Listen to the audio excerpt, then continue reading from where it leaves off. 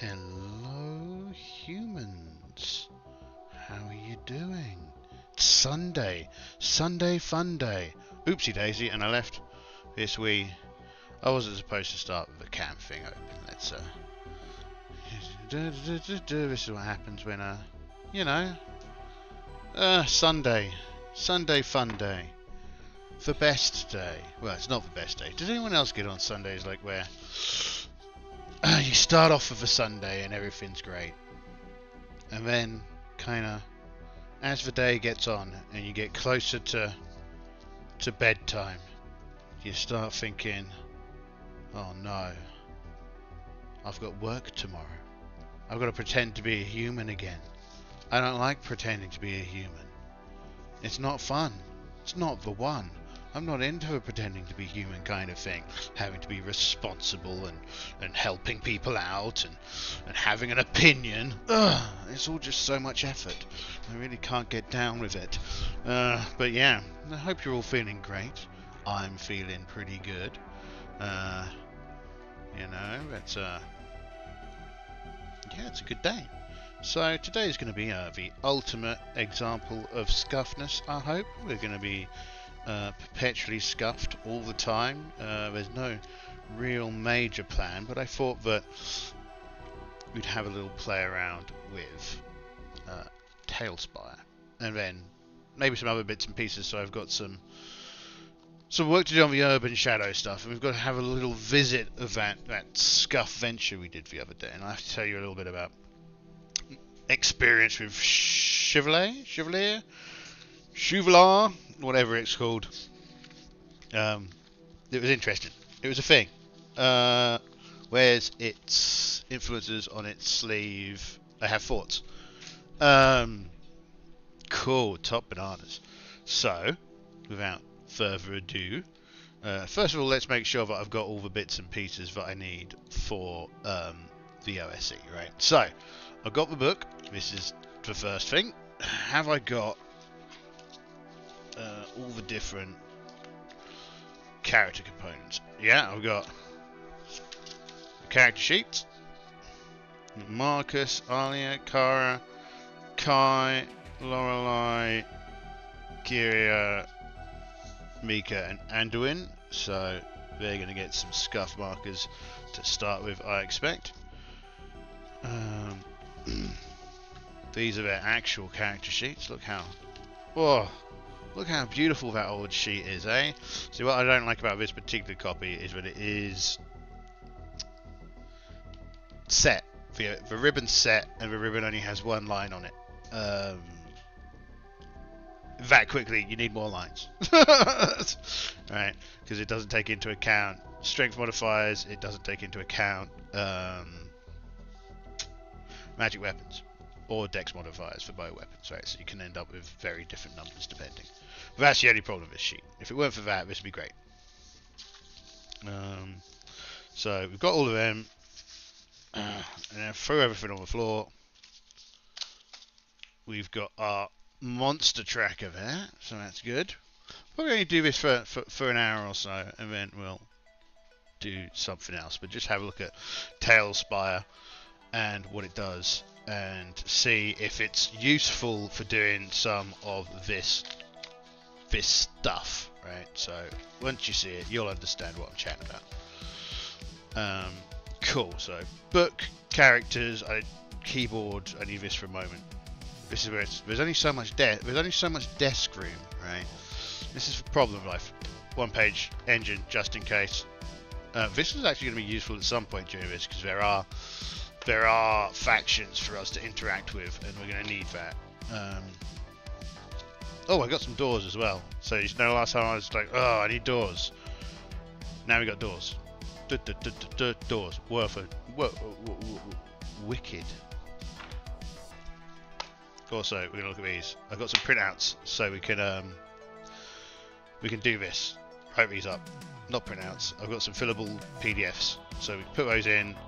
I need to think of somewhere to store them so that you folks can see if you ever wanted to kind of the actual sheets nice up and close whenever you wanted. So I have to think about that, figure out what I'm going to do to share some of the stuff we generate here. Lots of people talk about Patreons.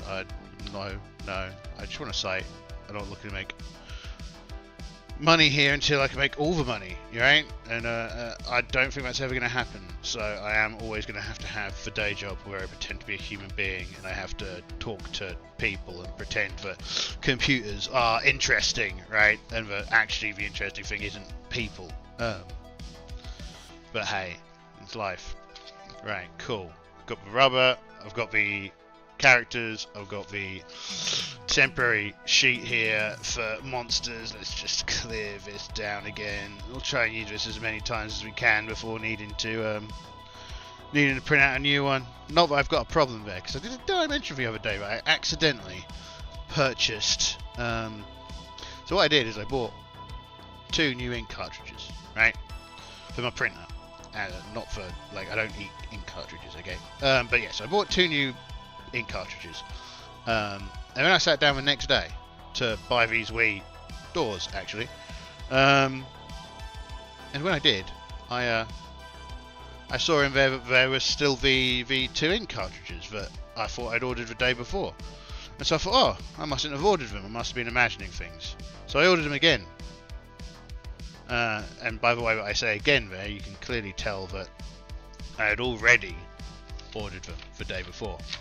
So now I have 4 ink cartridges where that's probably a year's worth of ink.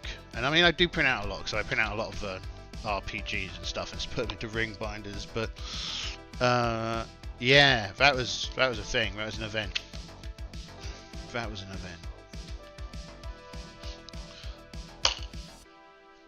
So, without further ado, right?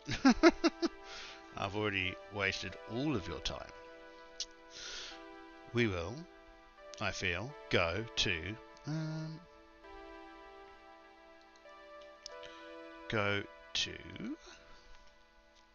talespire. Let's see if this works. So let's see if this just blows my computer up, which is also a possibility. This is talespire. And they're trying to get me to do some tutorials. I don't want tutorials. Let me just go into the actual application. Let me make sure I can see the chat, just in case anyone ever does turn up. You never know. Well, it's not over there. Oh, there it is. Hidden under here. Stick up here in this corner. Right, yeah. It's kind of a nuisance that you can't pop this live chat thing out. That would be useful if you could. One of the only things that the ancient KDE had that I quite liked was the ability to pop things out and pin them above everything else. And you could do that with anything. That's pretty handy. The only thing I liked about it. Everything else about it was rubbish, but that was good. So, my idea here. Hold on a second. My idea here is that we can use this. Let's not have the cyberpunk stuff open. Let's have like a ruined temple open. Floor. Those are all floor parts. Actually, let's just go for the castle ruins, cavern, desert village, door, dungeon. That's one. Let's just go with this one, right? So go like so. Let's quickly kind of build out the dungeon, and then we can just go, oh well, what does the room look like? The room's got a few walls. So you hold Alt to give the wall a direction. This one, just stick it there. Then do like the boring walls. Turn around. We'll then do a wall. So you see it nice and easy, nice and straightforward. Stick this one like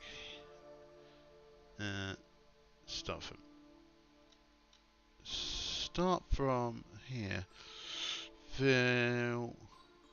Right, so that takes up a whole block. Cool. That's why that was a bit bigger than expected. So then most of the wall will just be normal wall. Alt, hold down, off we go. That wasn't right.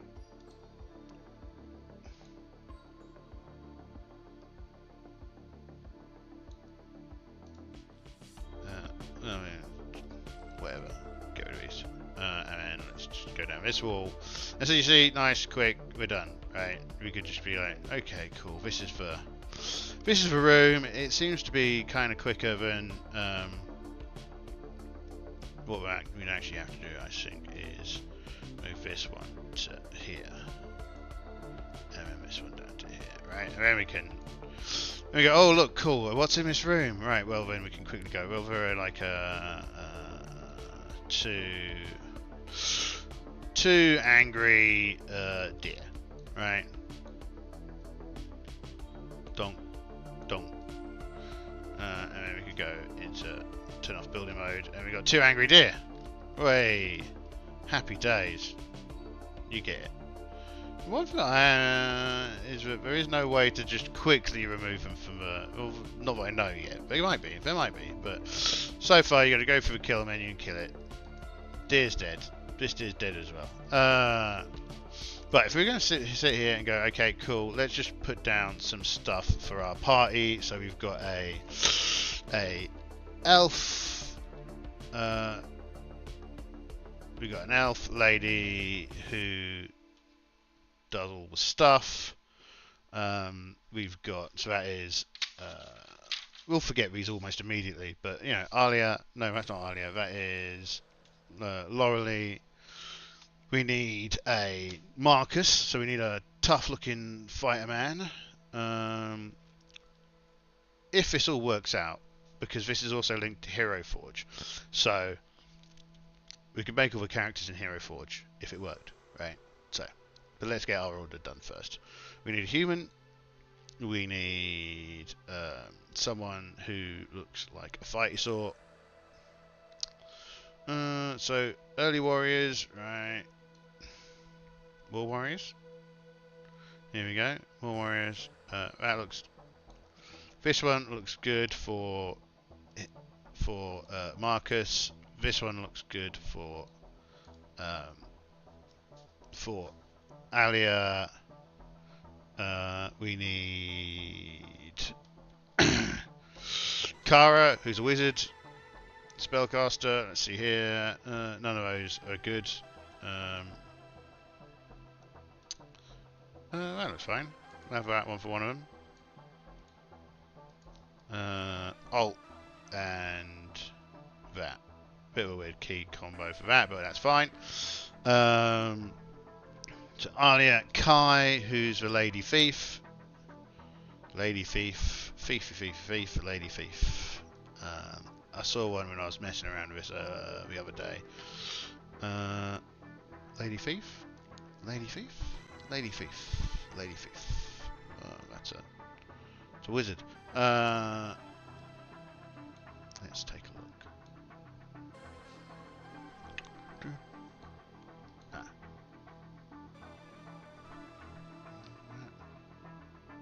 Yeah, okay. We'll have that one. Though she uses a polearm for the most part.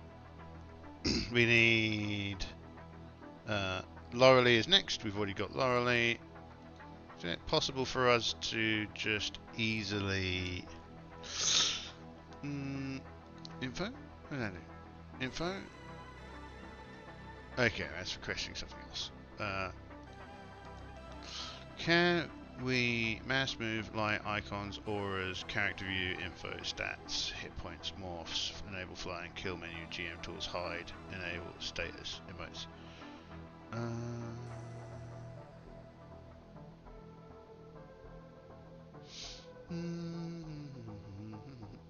This one? No.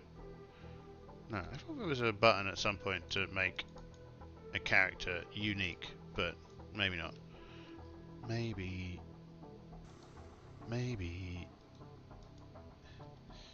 Morphs? Enable flying, kill menu, GM tools. Declare permission, set size, base color, make unique. Okay. Now, oh, they had a name before. Uh-oh. She's multiplying. It's not what we want. Just get rid of one of these. No, shit. Fiddlesticks. Ah, that's rename. Okay, cool. Rename. So let's call this one Lorelei, Lorelei, Lorelei, whatever you like. Ah, not you. You. Right. You, on the other hand, you can go away. Cool. This is Marcus, so let's do the same here. GM Tools, rename, Marcus. And GM Tools, make unique. Right. This will be GM Tools, make unique, GM Tools, rename. This is Alia. Alia. Okay, same here. You're getting the hang of this. You're understanding. You can see where I'm going with this. Make unique. Because I'm going to do all this, and then I'm going to hate it, and we're just going to use cardboard stuff again. But until then, let's give it a try. I thought it looked exciting. So this GM Tools, make unique. GM Tools, rename. You are Kara. Right. Okay. Cool. Oh, we're not changing over here. That's wait. What? Okay. Delete. I thought that. Delete.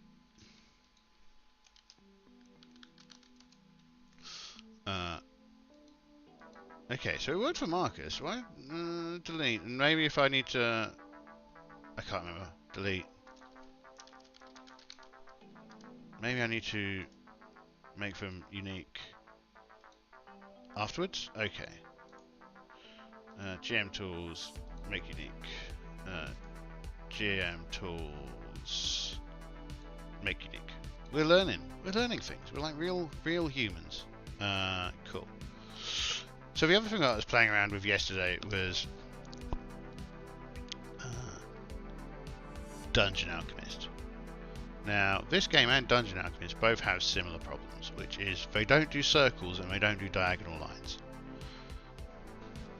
Dungeon Alchemist is probably cooler if you're making VTT maps, whereas this I thought looked kind of fun for what we're about to do, which is, you know, play through a bit of Lost City, do a few combats, and just do the combats in here, but don't bother doing anything else in here, kind of thing. So. All the characters there. Those 5 are done. Kyria. So we need our cleric. We need a cleric. Where is a cleric looking one? That one, maybe? The problem with the cleric... No, that can't be. She's got a sword. What's this? Stabby person. We're not looking for a stabby person right now. We're looking for a hammer wielding lady path. Hammer wielding lady path. Hammers. See, hammers. Yes, cough. Yeah. Hammers. People are going to think that I like football now. No, I don't like football. Not football. Anti-football. You? No.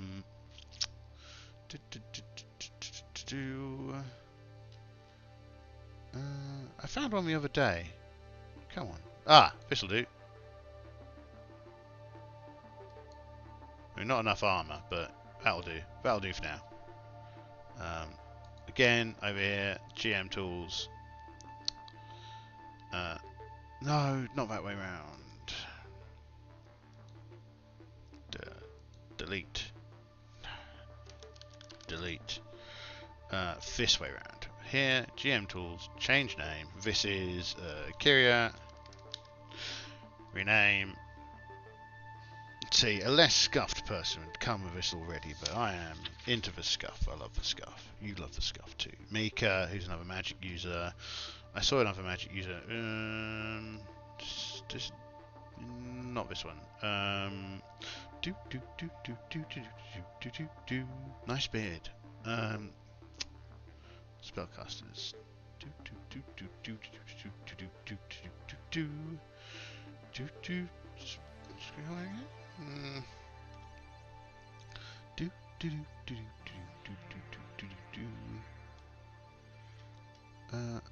Spellcasters, spellcasters, spellcasters, spellcasters.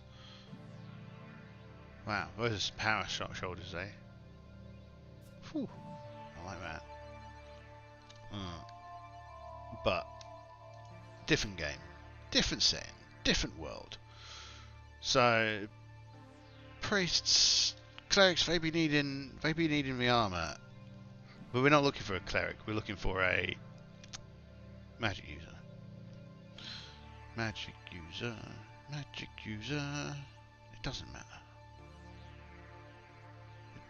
It doesn't matter, I say, and then scroll back and forth looking for the perfect one. Because we just replace all these with characters from Hero Forge if we like it. So this is the Mika. Rename. Did I accidentally? No, that's. Did I accidentally rename you? Can you see the names when you're horror? It's a question, right? Can you actually see the names of the characters? That's how about we just? I'm worried that I accidentally renamed that one. So, wait, what? No, wait, no. Oh, God damn it! Hold on, Marcus, which is this one. You're done. You're done. You're done. You're done. You're done. So I never added you rename Mika. Okay, so I didn't even do that. That's all the wrong kinds of everything. Okay, so Mika. So we need to get Kirio again. Who did? Oh God! Now we have to find a body. Now we're gonna have to find a model again. Oh no! It's all gone horribly wrong. How could I be so incompetent? It's almost like a slime shouldn't be trusted with human things. I think that was... No, it wasn't you. You've got a sword. So... Do...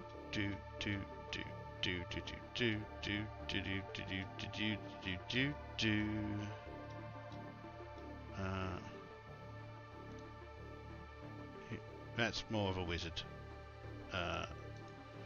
More of a wizard.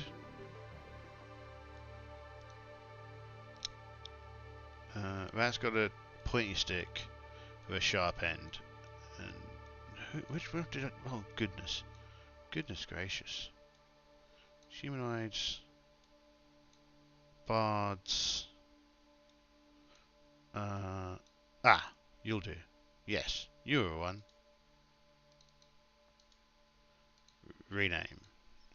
You are... Kyria. Kyria, and you should be in the list. Right. What? One more? One more. One more to make. We need to make... yeah, okay. We need to make the dwarf. Yes? Dwarf. Dwarf, dwarf, dwarf, dwarf, dwarf. Dwarf. Dwarf. Dwarf. Where are you, dwarf? There you are.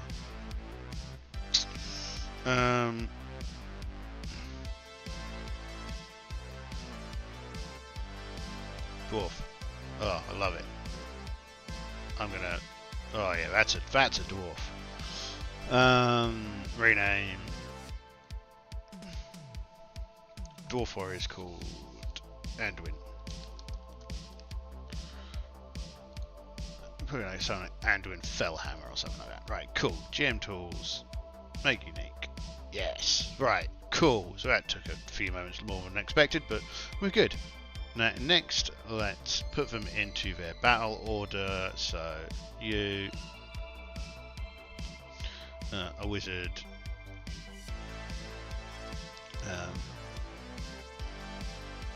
Our other wizard. Our elf. Our cleric. Our less beefy fighter. Our most beefy fighter. And our Thief. Alright. Looks good. This is the standard marching order for the party. I think normally I had the elf at the back, but now I'm going to put the elf in the middle because of squishiness, basically. So in order to make this disappear, we just hit the spacebar, and we've got the whole party and some dice that I put on the table earlier, but I don't know how to get rid of. Oh, that's how. There you go. We can just right-click on them. Shoot, off you go. Top bananas. So with that, let's really get down to it. Let's see how this works. Let's see if we like it. Let's see all of those things. So, donk. And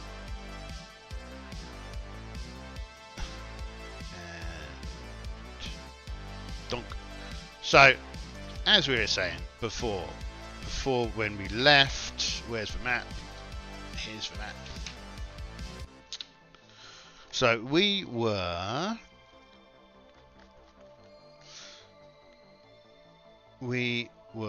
just cleaned out room 9, right? I think that's what we just did. Feels about right. We just cleared out room 9. We'd killed a bunch of little beasties in there. And yeah, so room 9. Let's just go remind ourselves of what's in room 9. What's cooking in room 9?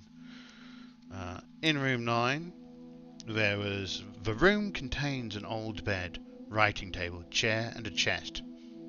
From the looks of the furniture, the quarters have been long abandoned. From behind the bed come scuffling sounds. Suddenly, you see the head of a large pale lizard with orange spots burst suddenly into view. And then we killed that, and we found a mask. Yes, a bird-like mask. It has inlaid gold features, and it's worth gold. But cool, we've got a nice looking mask. Let's take off. There we go. So that's that room. And there is a ferret, and it disappeared. So there's a ferret wandering around, if that ever becomes important. Which it probably won't. But, you know, just in case. And we are, if we look here, we just did a random monster round. We've got one more movement round, one more movement turn before we need to rest. So we will rest in room 9. So it would help if I had a pencil, which I don't seem to have, because I've probably put it away. Because I'm a good, conscientious person that puts their nonsense away. And I'll keep saying it until you believe it. Right?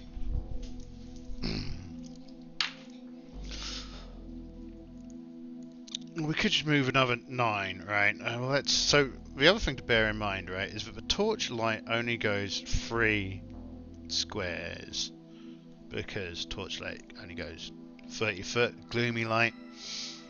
So it might be worth.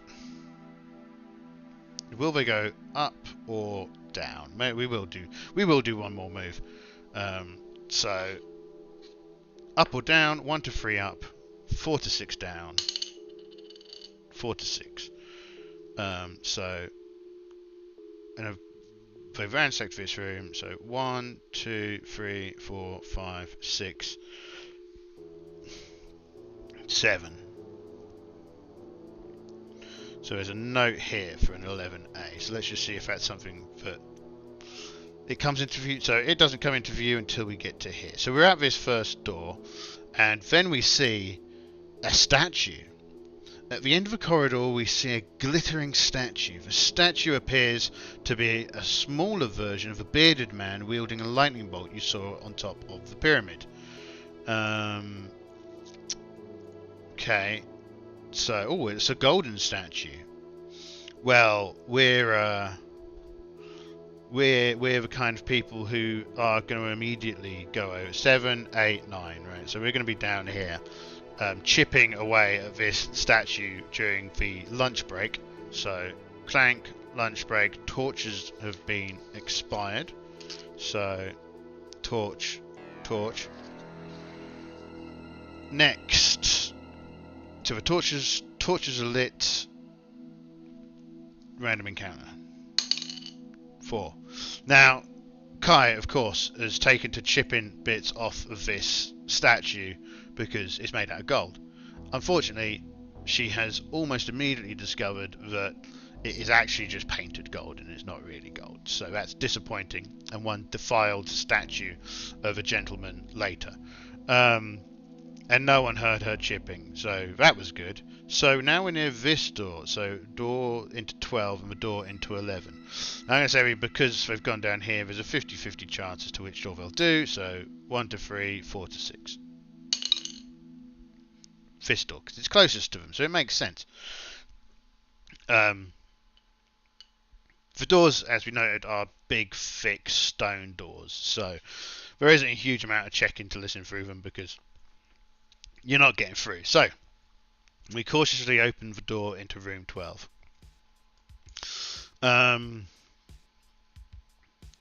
Immediately of note is that we've got 5 men in here. So, the room has 3... We see 5 men. 6 men. Okay. The room has 3 double bunk beds. 6 men stand around the room talking. All wear chainmail armor over blue tunics. Each man wears a steel helmet with a mask. Okay. So this is we've already seen people, so we're not incredibly surprised there are people here.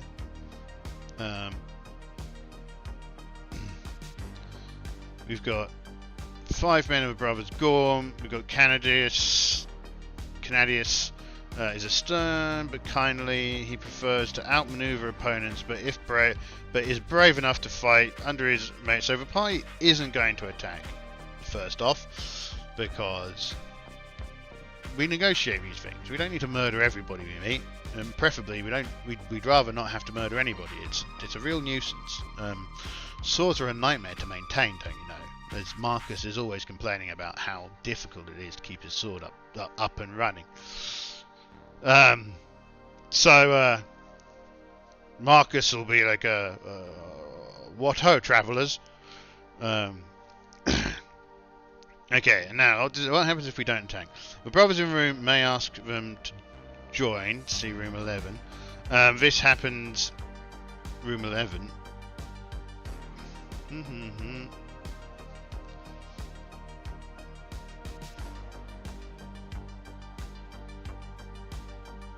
Okay, if party does not attack, the brothers in this room may ask them to join. This happens if the DM rolls a 9 or a 9 to 12 on the reaction roll. Okay, well let's first of all check their reaction roll. We're going to take all these little dudes out of here because I stuck them all in here because I was moving. I did a big old tidy up the other day when Friday. Friday was a really good day. And work was okay. I finished up around 5:30. It was chill. I was in a good mood. Everything was really cool, and I started up Foundry to load these do some stuff with Urban Fantasy and load stuff into that. Not Urban Shadows. And just for new interface, I hated it. It was just disgusting. It was the worst thing I'd ever seen. I like Foundry a lot, so I don't know, man. The new CAD module UI was just atrocious. Because I got like 200 odd modules loaded into my Foundry, and just I couldn't. So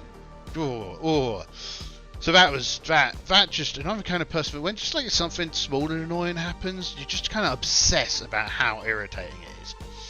So I did. I obsessed a lot.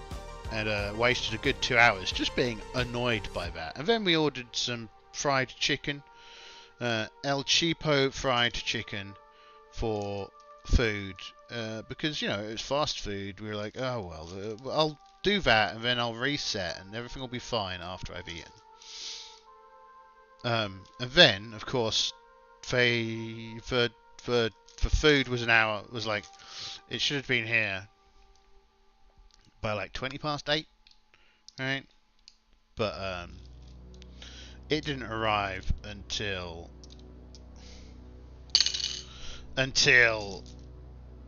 just gone 9, and so that made me furious. And so yeah, that was just like the whole day. The whole day was just sad and annoying and not at all what I was expecting or hoping for, and it really kind of threw me off my game. Then I played Chevalier. Sorry, I'm just collecting dice, which is why I'm rambling at you. I played Chevalier until like 3 o'clock in the morning. I will have thoughts on that later on. So, yeah, for no one who is here, look forward to that. This is a funny dice. And often I get tripped up by it, because it's a 20-sided dice, but it's actually a D10. Weird. Who did that? Why did they do that? Weirdos.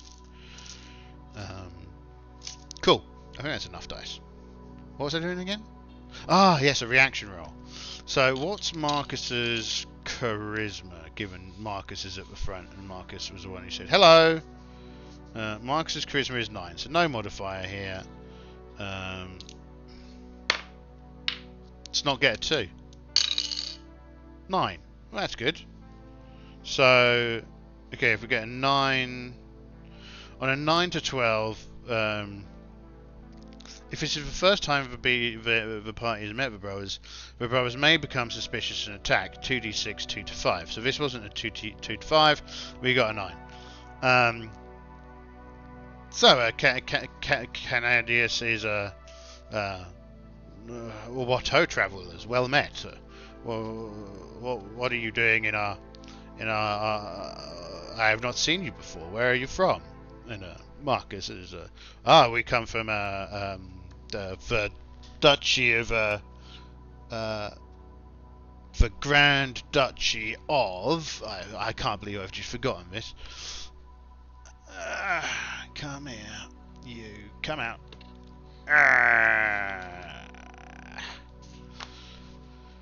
We're from the Grand Duchy of Karamikos, we say. Oh,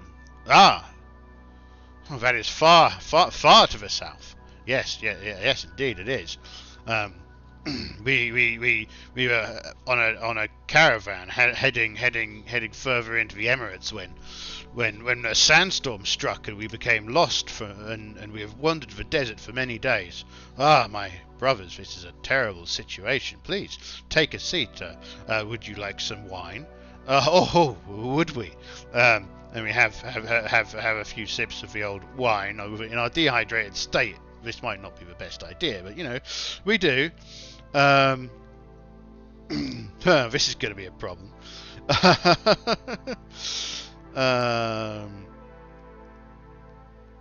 First off, so let's have a check as to what the gentleman will tell us.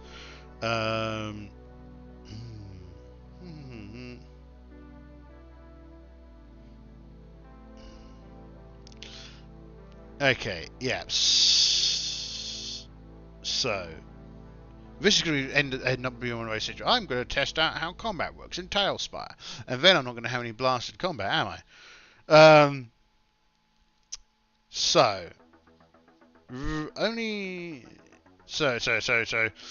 DM asks the player whether his or her characters are sincere.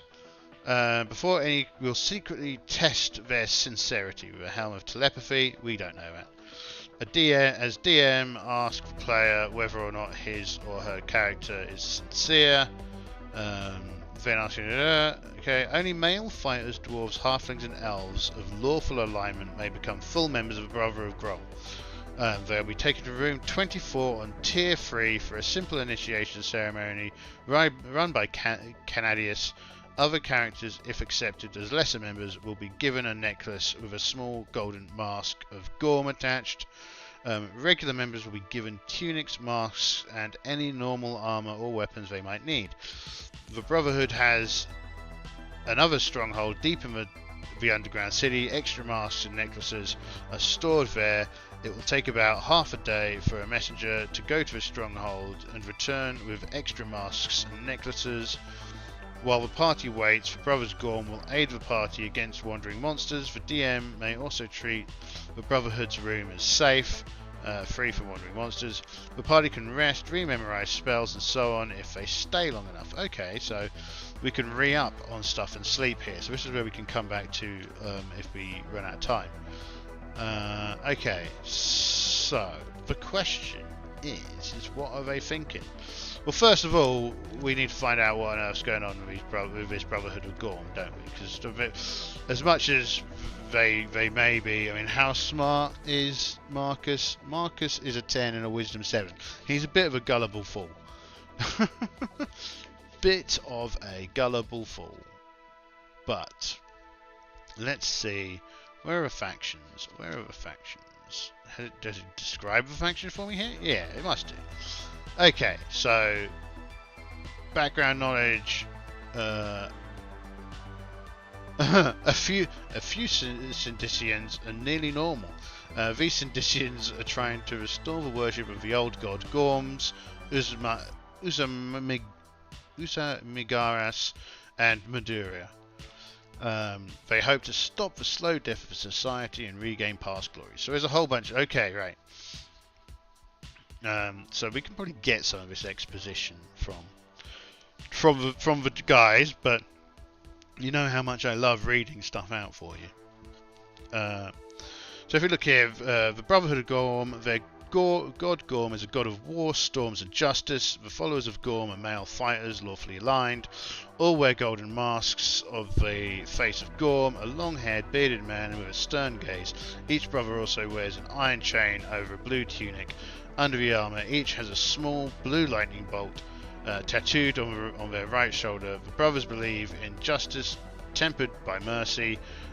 They worship Gorm on the 4th day of each week and consider lightning storms holy.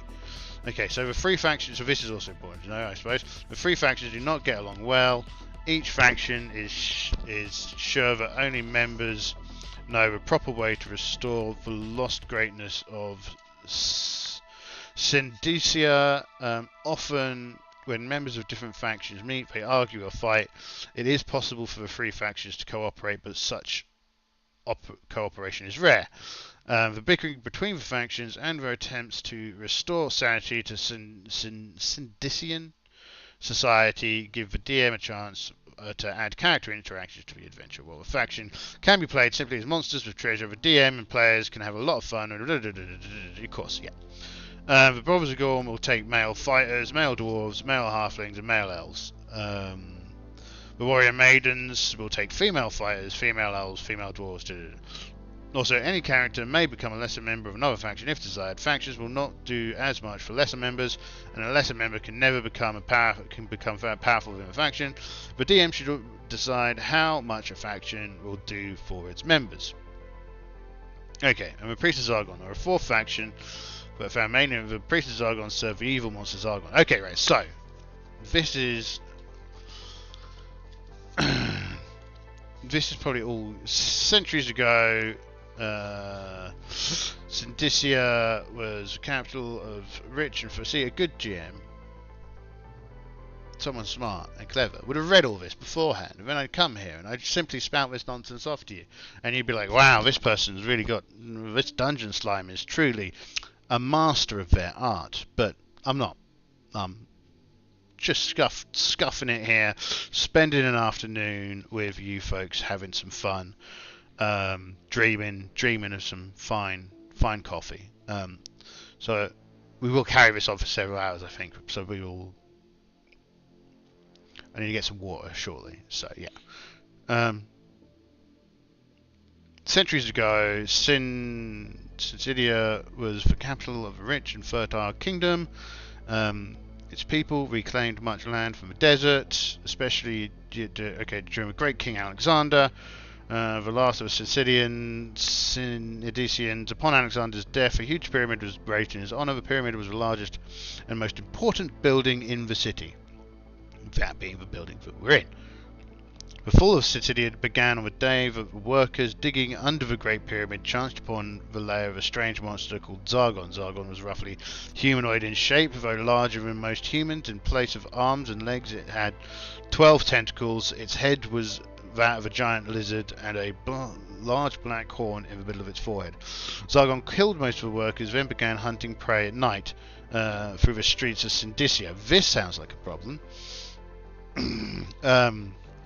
The city guard was not able to kill the monster. At last, the city rulers began sending criminals from the jails into the pyramid of Zargon to feed on. In time, a strange cult arose that worshipped the monsters as a god. The cult viewed the monsters' victims as religious sacrifices. The worship of the ancient gods Syndicia, Gorm, of the ancient gods of Syndicia, Gorm, Uzumagaras, and Madarua was forsaken in favour of the worship of the monster Zargon. Finally, most of the citizens of Syndicia worshipped it. The worshippers of Zargon began to look for strange pleasures. They sought oblivion in rare wines and bizarre drugs. Workers no longer repaired the irrigation ditches. Rich land turned into desert. The army lost its discipline. People outside the city rebelled or moved away as chaos spread outwards from Syndicia.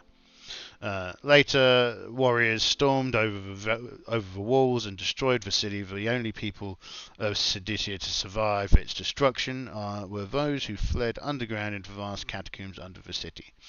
Led by priests of Zargon, the Syndicians tried to rebuild the city. The surviving people based their new life around a huge underground lake fed by channels cut into solid rock.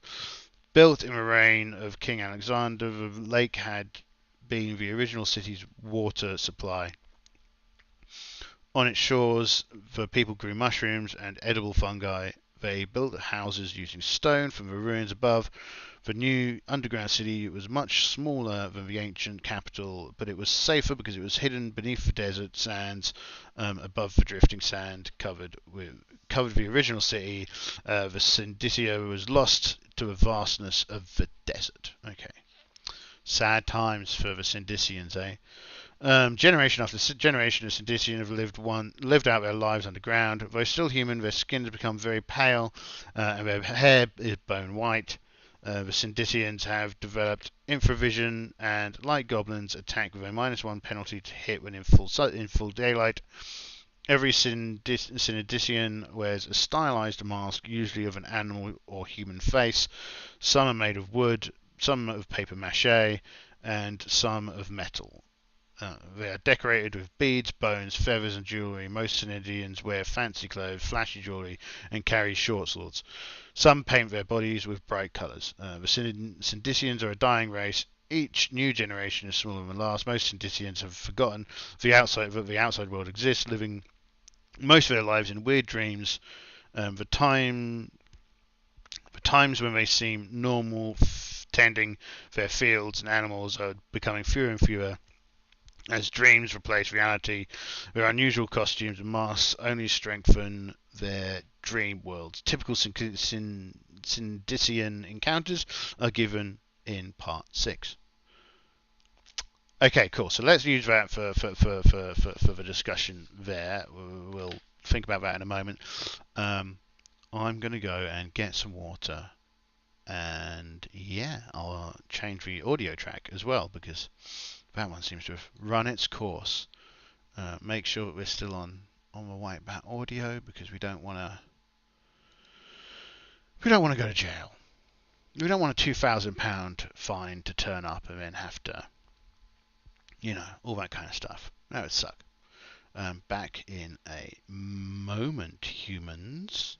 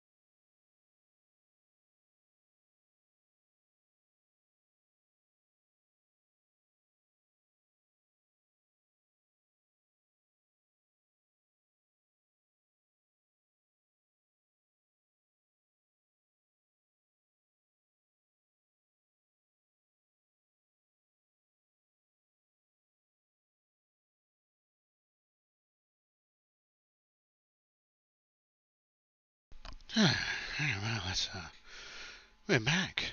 Oh, we're not quite back. I lied. One more second.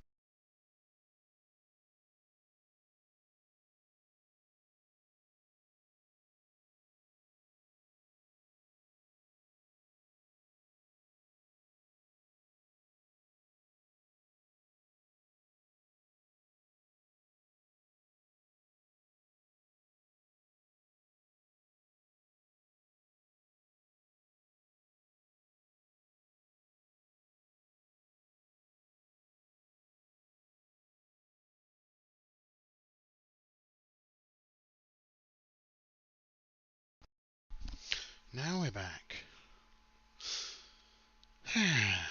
Back to here. And, hi humans. How's it going? Good? Good. Let's double check something. Not that one? This one? Okay. Cool.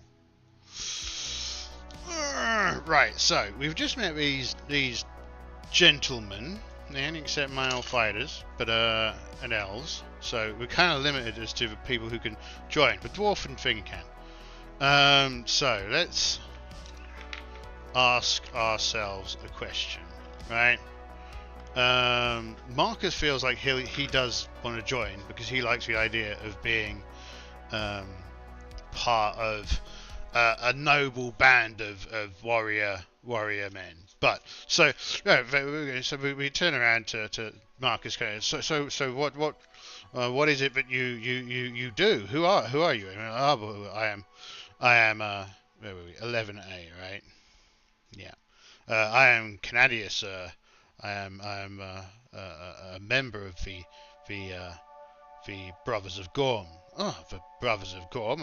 Who is this Gorm? The man, the great. He is a great god. He wields lightning and great power. Ah, the guy with the thunderbolt. Kai kind of looks a bit shifty and kind of shuffles her feet a bit, looking back outside of the room.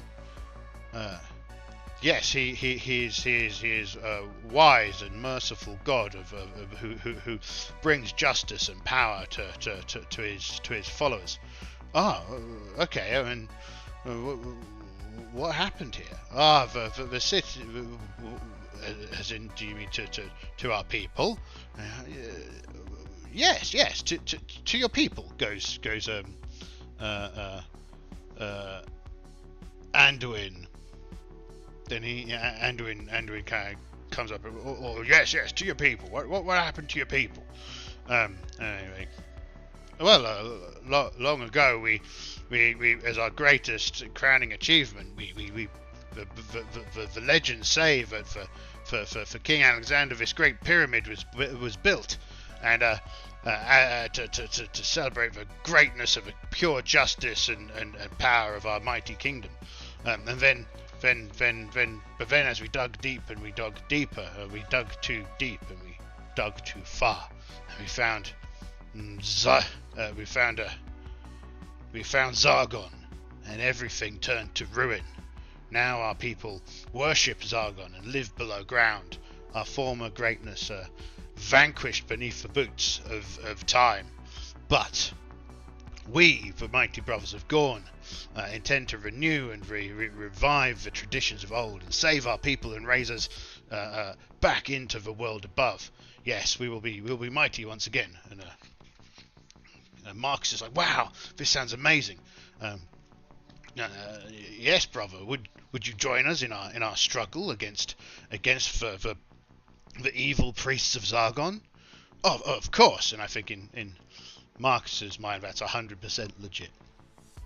We only accept, I'm afraid, brave males into the fold. I'm afraid you ladies can be supplementary supporters, but we could never allow you into the order properly. Only people like the warrior maidens of Madarua would dare do such a thing. So Marcus is lawful. We know this. So he will. Dwarf Anduin is also lawful. And oh look, I even noted down what alignments they were. Isn't that nice of me? Yeah. Normally I don't bother. So the question is, Oracle, yes, no, over here. I think the odds are, given the situation, I think the odds are likely that Anduin will say yes.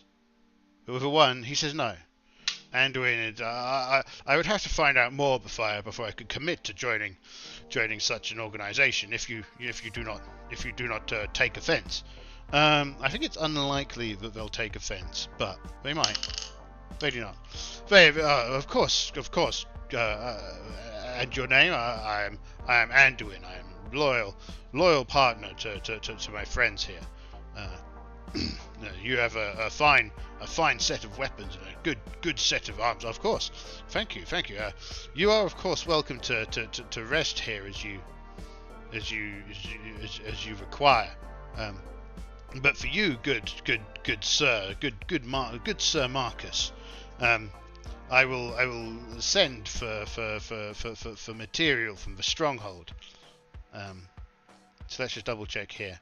Regular members will be given tunics. Brother had a stronghold deep in the underground city. Extra masks and necklaces are stored there. It will take about half a day for a messenger to go to the stronghold and return with extra masks and necklaces. When the party waits, Brother Gorm will aid the party against wandering monsters. The DM may also treat Brotherhood's rooms as safe, free from wandering monsters. The party can rest, memorize spells, and do so as long as they stay long enough. Okay, so the quick question is it do they want to continue searching this floor? Now he mentions that room 11, so the room next door, also has some guards that work for a part of the organisation. What other factions are there? Other factions. As I already mentioned, there are warrior maidens of Madarura. They worship the goddess of birth and death and changing seasons. They are, they are. What can I say? They are not steadfast, and they are women. So beautiful and capable, but not to be trusted. The others are the Magi of Usamigaras. They worship, as you could have guessed, the god Usamigaras, the god of healing, messengers, and thieves. Again, no, they are not really to be trusted. But again, much like ourselves, they do fight against the evil that is the priests of Zargon. But again, you can't trust any of them. Thank you. Perhaps there we will find some support for some of our other members. Of course. Anything that you can do to assist us in bringing to an end the evil rule of the priests of Zargon will be much appreciated. Of course. So, whilst we wait for your friend to return with the mask, we will continue our search of this floor, and of course. Would you like some of us to come with you? No, it is fine. No, well, see, we await your return, Brother Marcus. Of course, I said all that, but how injured is Marcus? I probably assume that they've been in here for an hour, discussing and negotiating and all the rest of it. Marcus has 17 hit points. Well, that's okay. The other one who was battered a lot was Kyria. She's got 14 hit points at the moment, so she's okay. Cool. Put these over here.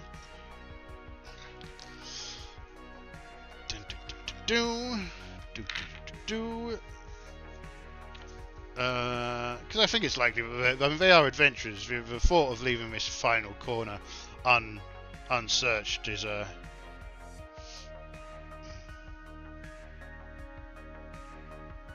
And of course, brothers. In the room next door also is our treasure room. Please do not, liberate any of our goods.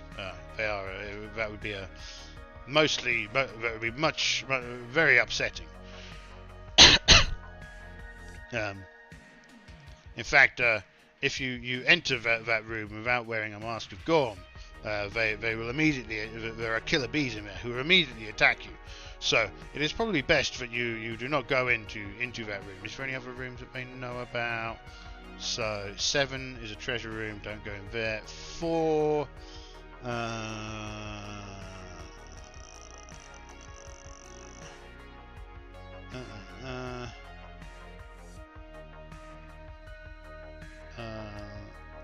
4 is fine. They don't know anything about it. Okay. So what we will do. Well, with that, we will probably head around the other way then, we say. So, because we know this room has killer bees in it that will kill us, we will go around this way. Which will then clear off this floor. So, where's that pencil gone? Who's eating the pencil? Go on, give it back, thank you. So we will go over here first. Get out of my way. And so we spend an hour in. We put out a torch, so our torch is fine. We spend an hour in here, and we are protected from the wandering monsters. And then we head back out. Do they have spare torches? Yes. Okay, so we get a spare set of torches. We all have some water, and yeah, we're feeling refreshed.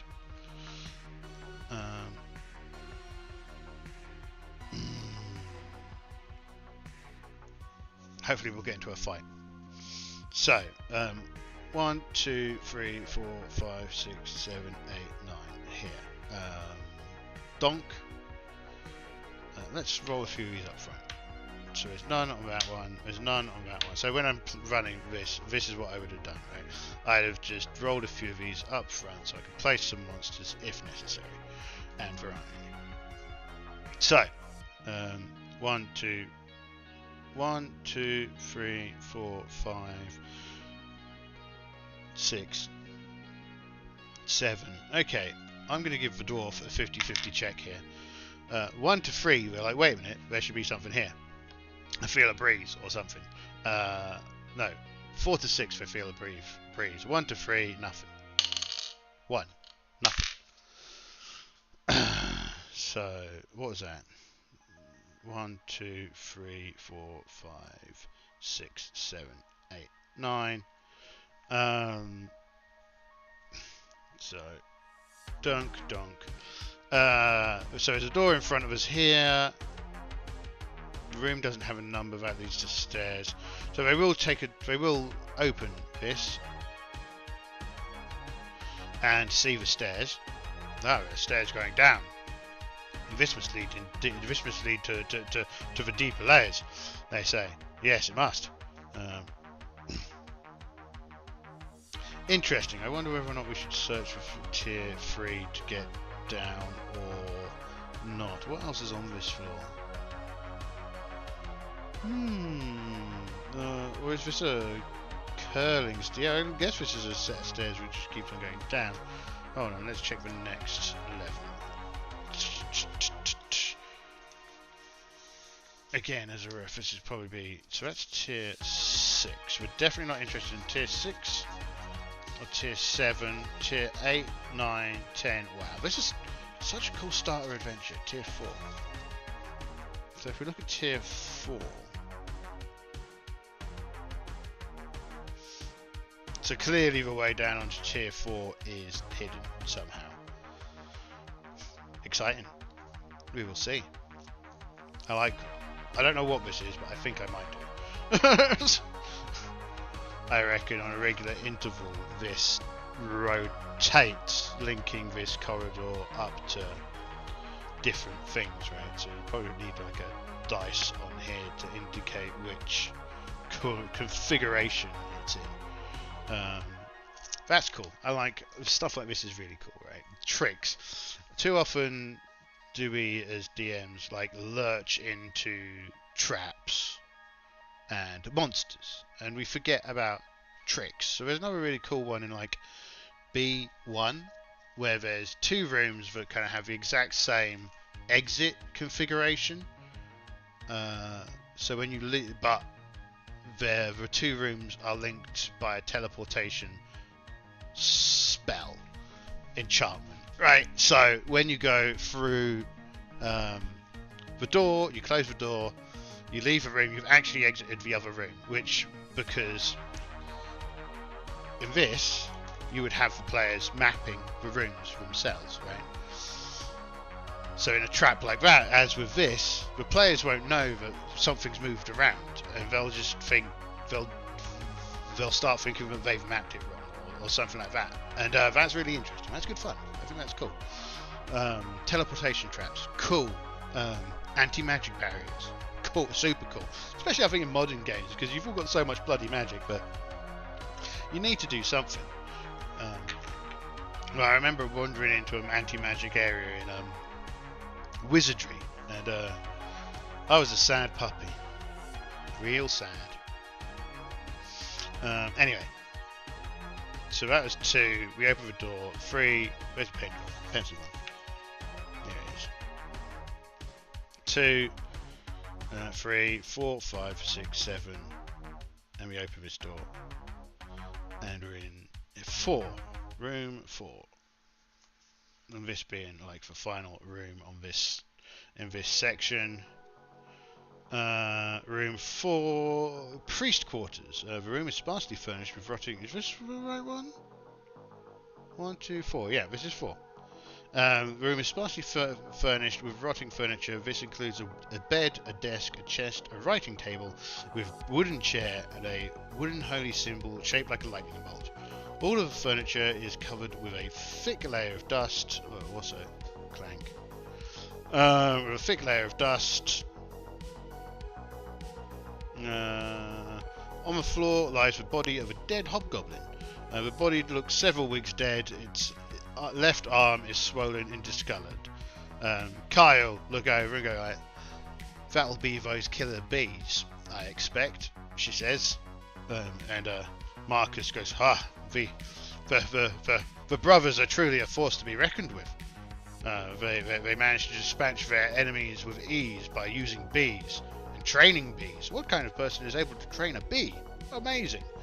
And so with that, very impressed. We search for body, of course, and we find 135 silver pieces and 40 gold pieces. Okay, that's a fair amount of cash. So I've got a obsidian document that I'm tracking this stuff on. So we've got 125 silver pieces and 40 gold pieces. Also, let's just note, Marcus has signed up with the Brotherhood of Gore. So, just useful knowing, and we should probably also note down Marcus had, what's his name? Canadius. Go on. Marcus has made friends with Canadius. So you can't see those notes, but that's what I wrote in those notes. It's fine. It's not very exciting. Just keeping track of some bits and pieces, because also when we're using this, we might want to keep track of kind of pacing moves and use that, right? Cool.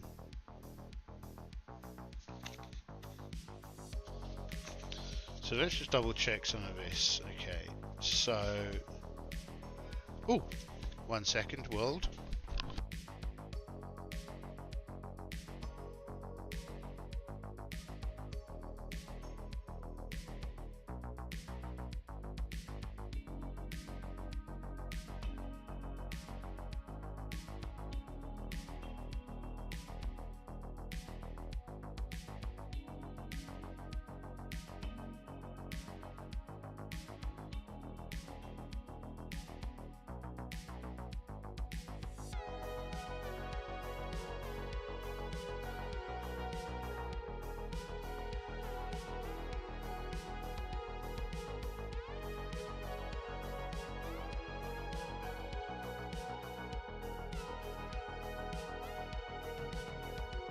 I've got the best housemate in the world. Got me some coffee, and it's good. There you go. Half decent coffee place. Good. Now I've got all of the drinks. I've got tea, I've got water, I've got coffee, and I've got a glass of residue from painting earlier. We don't want that on the table. That would be a mistake. I'm rubbish at painting. Awful. Truly the worst. Anyway.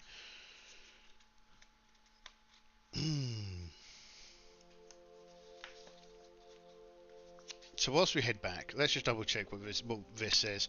The second level of the dungeon consists of tiers 3 and tiers 4. Of the tiers 3 and 4 of the pyramid. Tier 3 includes 13 to 24. The third tier also contains headquarters for the Brotherhood of Gorm, the Magi of Uzamagius, and the warrior maidens of Magarius, Madarua.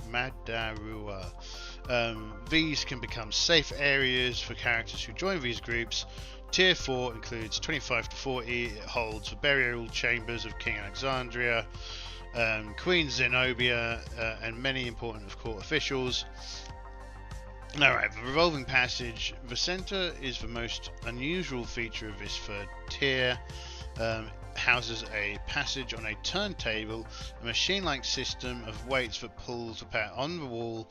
Inside each end is a row of 8 buttons. Okay, there's a puzzle here. We don't like puzzles. The characters will figure it out at some point. When one of the inside buttons is pressed, that end of the passage will swing clockwise to line up with the proper hall. Okay. The door to the central area will open only if a revolving passage is lined up to it. Next to each door, there's wandering monsters. More monsters on this floor. Okay, so now we're going to rest in this room, and then we're going to head back around to the starting, back to their room, I think, to rest before we head further down into the dungeon. This is really interesting about, factions living in dungeons.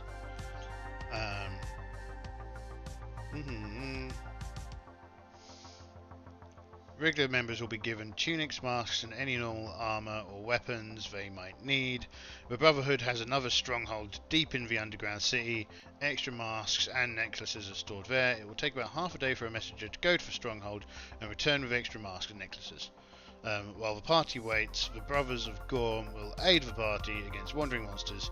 The DM may also treat Brotherhood rooms as safe, free from wandering monsters. The party can rest, memorize spells if they stay long enough. So that's going to be what we're going to do, right? We're going to return to room 12.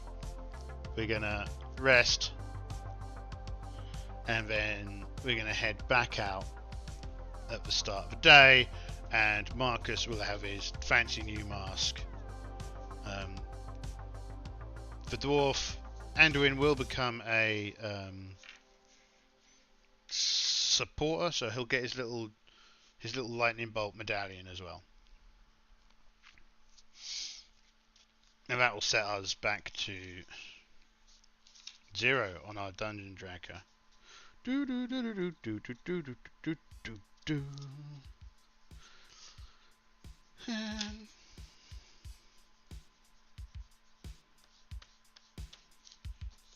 top bananas.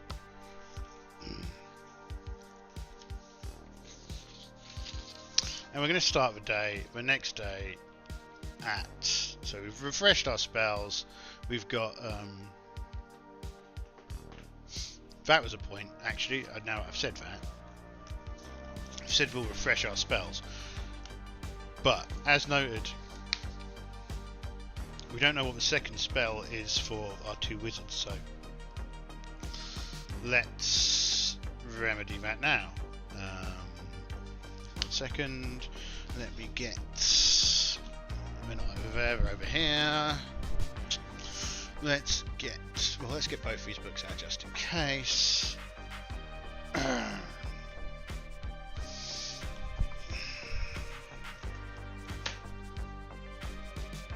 Player's Tomb out. Get the list of magic out. Don't accidentally press buttons on the keyboard. So I've not really needed the keyboard yet because we haven't got into a fight, which means we haven't needed to do anything in whatchamacallit. So I may as well just put that over there and free myself up with some more room. Oof. So, spells, page of spells, page there, off. Spell books. So yeah, I let the wizards have like as many spells as they can find, and they can create new spells and learn new spells from other wizards. They can't learn spells from scrolls.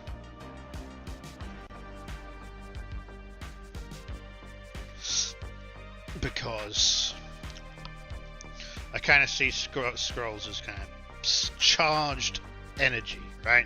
So what's actually written on the scroll isn't the spell, but an incantation that unleashes the energy that's stored within the scroll. Which is also why, yeah, you get me. It's like magical glyphs. Spell lists. Illusionists, so I don't do any of that nonsense. We only got clerics, and we only got... So clerics... I think for the time being...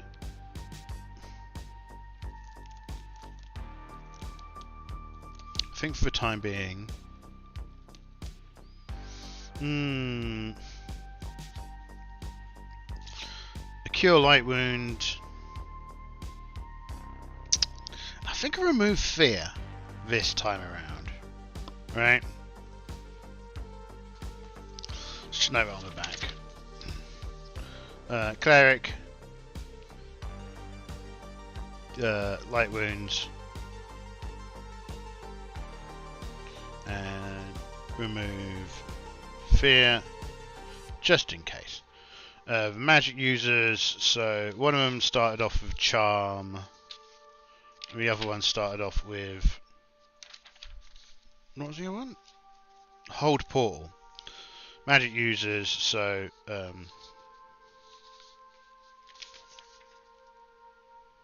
Kara, charm.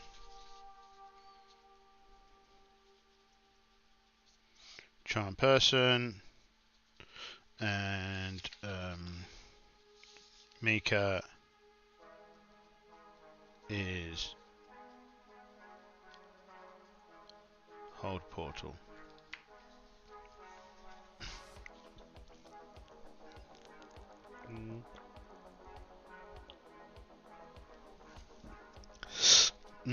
Delicious. So what? So they also all have not detect magic. They all have read magic.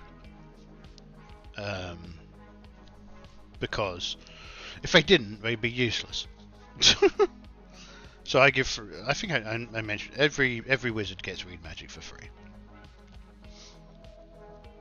I do note that I was intending on starring talespire, but so far no fighting. So let's get to some fighting. The second spells. So that's a cleric list. This is the magic user list. So there are 12 options.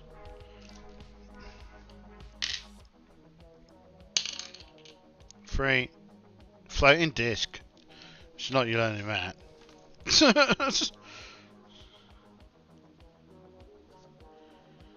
So Kara's got 2 charges of charm person.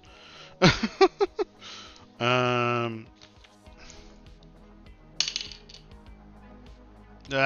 already got a charm person in the party. 5. Light. But the other spell is hold portals, so let's be frank. We'll have one of each for that one, for Mika, and yeah, those are our spells for the next day. And Marcus has his mask. Member of Gorn Brotherhood. So he's got his mask on, loving life. Anduin has medallion. The others not agreed on what we're going to do yet. So, donk, donk, donk. Into the second level, where hopefully we will find something to stab. Into the third level even. Where did I put the sheet with the third floor on it? There it is. Let's just remember our marching order. So, yeah, we've got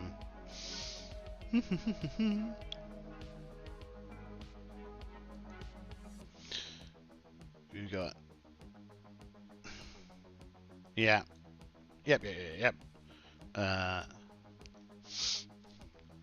See, now I move the keyboard. I need it. We've got the cleric, fighter, elf, Alia, Laurelie. These two both have pikes whilst they're in the back row. The two wizards, Kai and Kai with a bow, and we've got Anduin with his weapons ready to, in case we get an ambush from behind. That's that. So this allows us to do a lot of stabbing, if necessary. Welcome to the world. Right, let's hide this again, and let's go down these stairs and start the adventure. So again, let's roll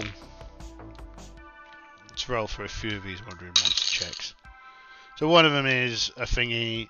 1, 2, 3, 4, 5, 6. This one is a monster. What's it gonna be? Where did I put the book? It's here. This is gonna be. We're finally gonna have some fighting. What's it gonna be? It is gonna be. It's a D8 roll, right? Yeah. D8. For most unloved dice.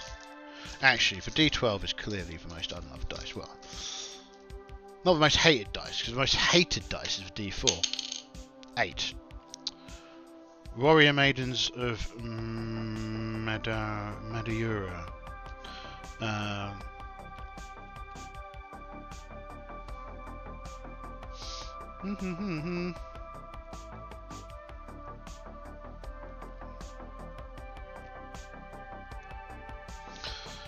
This party of warrior maidens is travelling to their shrine in room 21. Room 21. And we've met them probably around... Well, probably along here, right? If they're in turn 4. We'll see. We'll see. But they're trying to go here.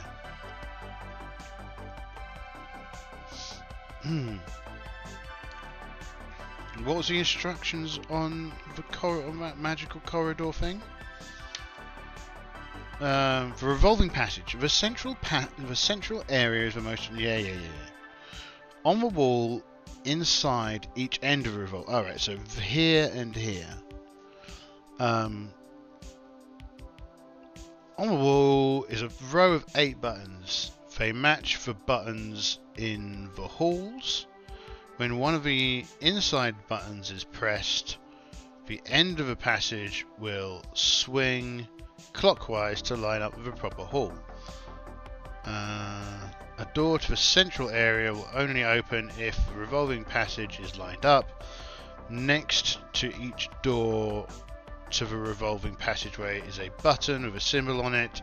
When the button is pressed, the passage swings to line up with that door, making faint grinding noises. If a passage is already lined up, nothing happens. Right, so there's actually a one on each side of this, right? So, basically one to call the revolving passageway symbols. Okay. Players being players. Characters being characters. Are just gonna stand in there and randomly hit these once they get used to it. Okay, cool. That's worth understanding. So Marcus is in the lead. 1, 2, 3, 4, 5, 6. We'll have a dice roll. 50-50. 1 to 3. No. 4 to 6. Yes. As to whether or not the dwarf notices anything. Nope. Not very perceptive today. 1, 2, 3, 4, 5, 6, 7, 8, 9. One turn.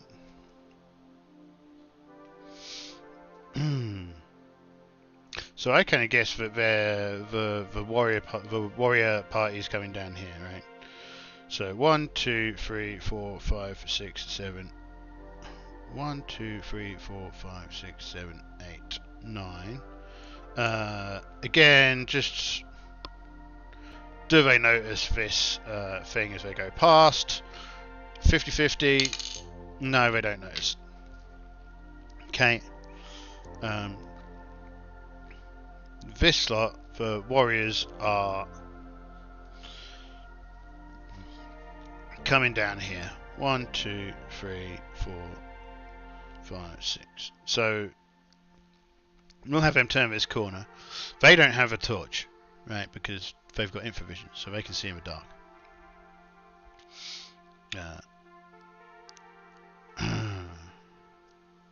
Torches. But we got a new batch of torches from those folks.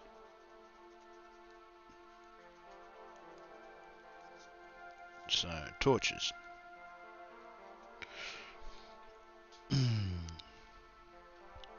Then,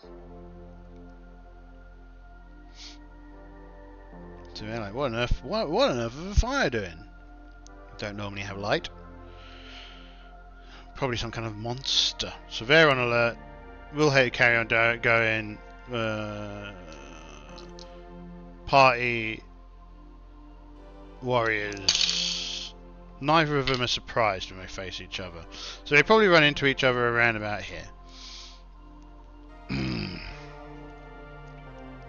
2d6. Test for warrior ladies. Reaction 5. That's not a good reaction. That's not a good reaction at all. 5.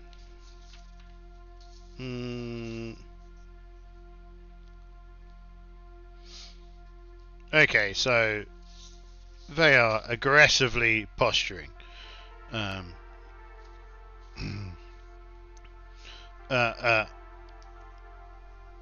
With that, Alia will.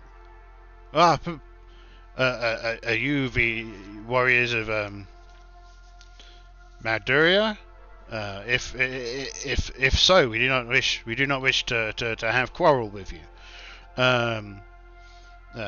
We have recently met with the brothers of Gorn, so this is unlikely to succeed because they have negative reactions, right? So success on a, what was it?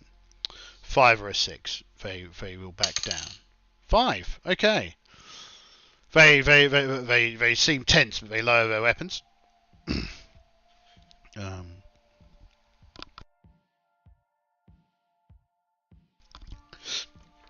Yes, we are. Who are you, strangers?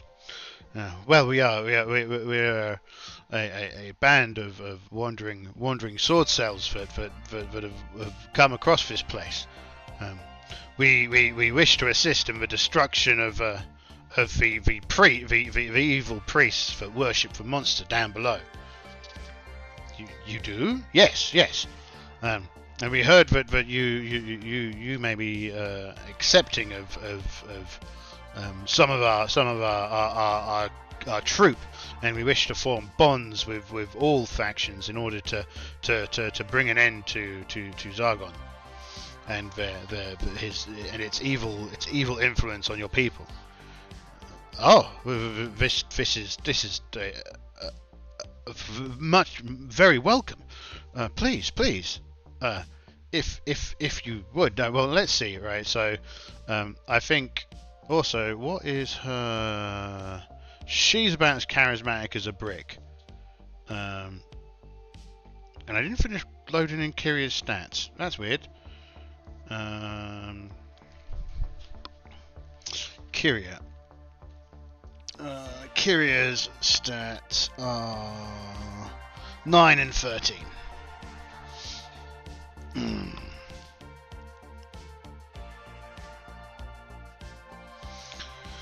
Weird. Okay.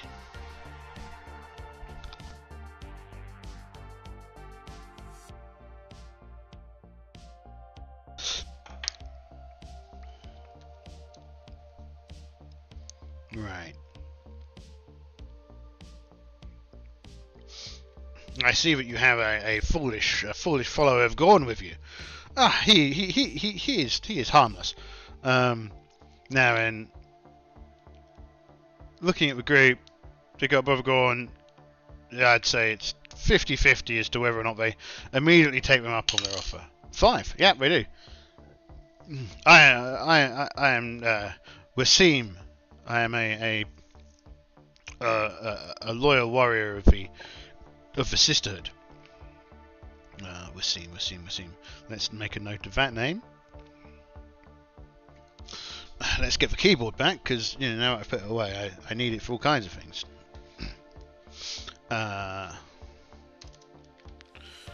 Wasim, warrior of the Sisterhood. So she's a neutral fighter level 2. Cool.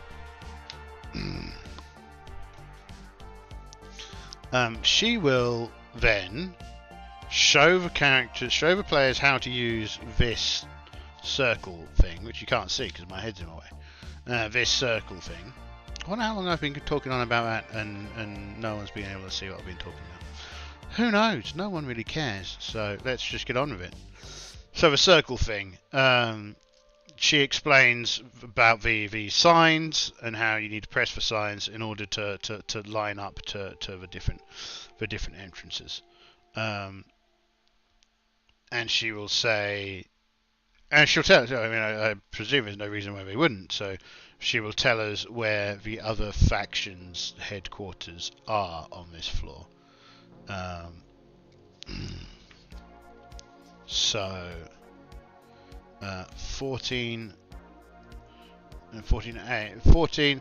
So if you line up to the western door, you'll have access to the Magi. They cannot be trusted. If you line up to 13, what's in 13?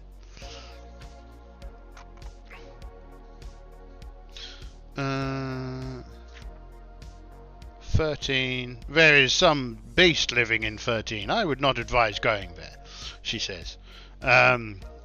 24? What's over in 24? 24 is... 24 is... 24, 23, 24... 23 is the Warrior Maidens of Madura. 21, more Warrior Maidens. And 24 is the Ceremonial Chambers of Gorm. By and large, I kind of feel that this floor is mostly going to be... kind of people navigating between their areas, because this is a largely inhabited area, right? So anyway, so they take us to their people in 23. 23? Is that where are we going?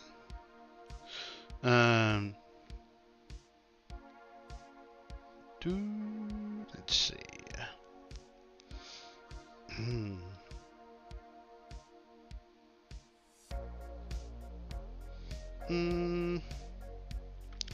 What we're looking for is, yeah, okay. So she'll take us to the warrior maiden, the warrior queen, who is called Pandora. So this leads us. We go through the little machine into room 23. Right. So that's this encounter. I feel has taken up that much time. We need a new set of torches. And yeah, 10 women are seated around a table. They all wear bronze chainmail over green tunics. Each woman's face is covered by a bronze mask of a face of a woman whose statue is atop of the pyramid. And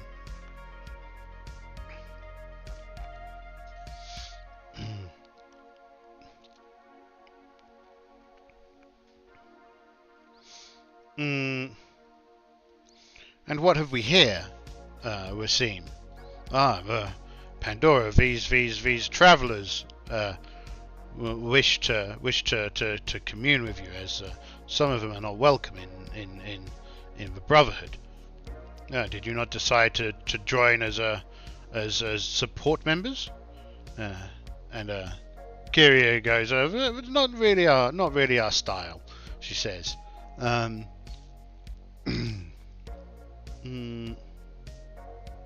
So these ones accept female fighters, female dwarves, female halflings, and female elves.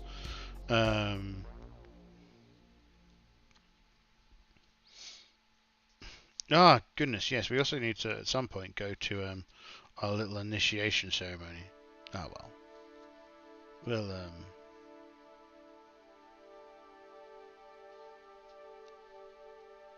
We'll do it in a minute.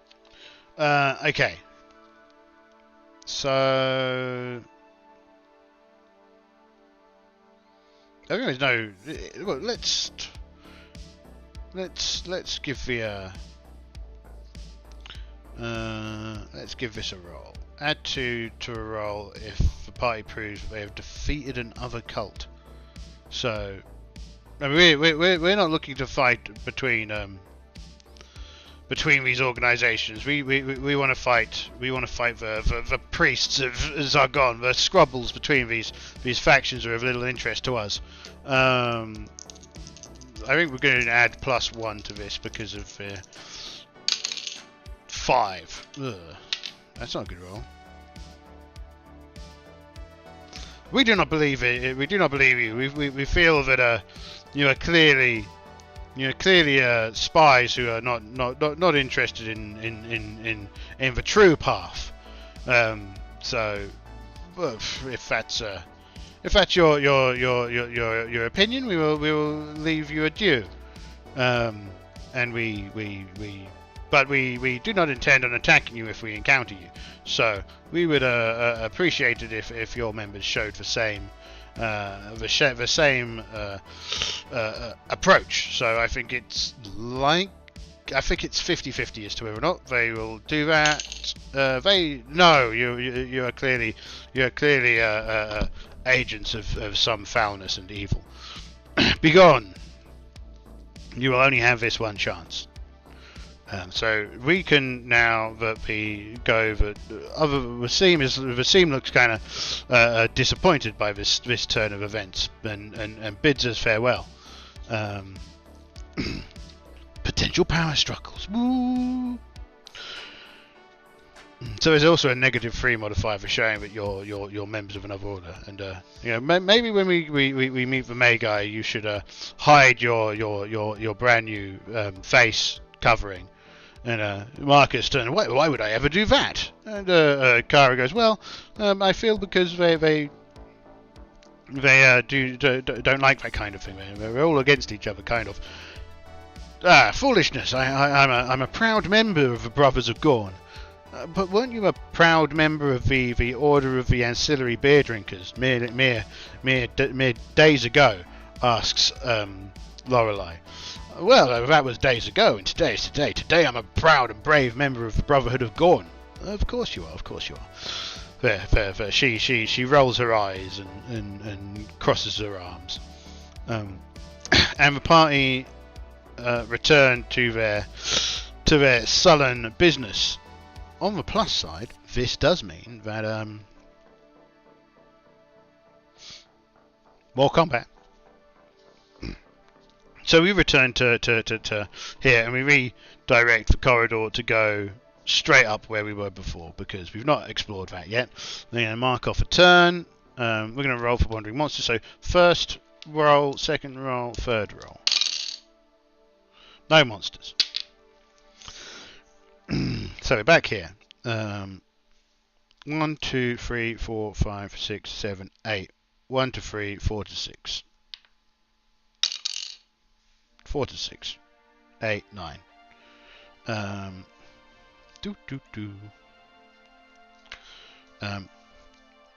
2, 3, 4, 5. Oh, there's a door.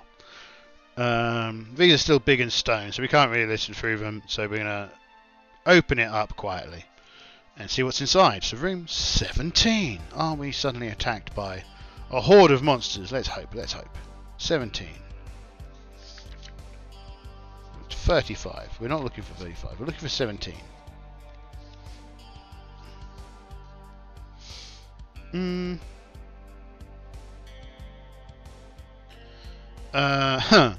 This room is filled with shelves. Most of these are empty, but some contain old crates.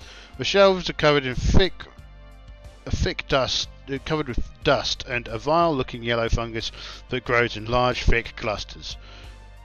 These guys have encountered yellow mold before, and are uninterested in getting close to it, or dealing with any of it at all.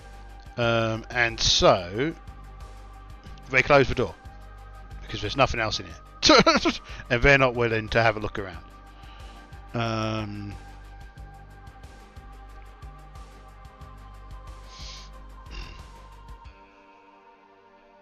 Yeah, fuck. No, we're not doing anything with it. We're ignoring that, pretending we didn't see it. We've got no interest in yellow mold. So 1, 2, 3, 4, 5, 6, 7, 8, 9. 1, 2. Open this. Room 20. 20. The abandoned ceremonial chambers.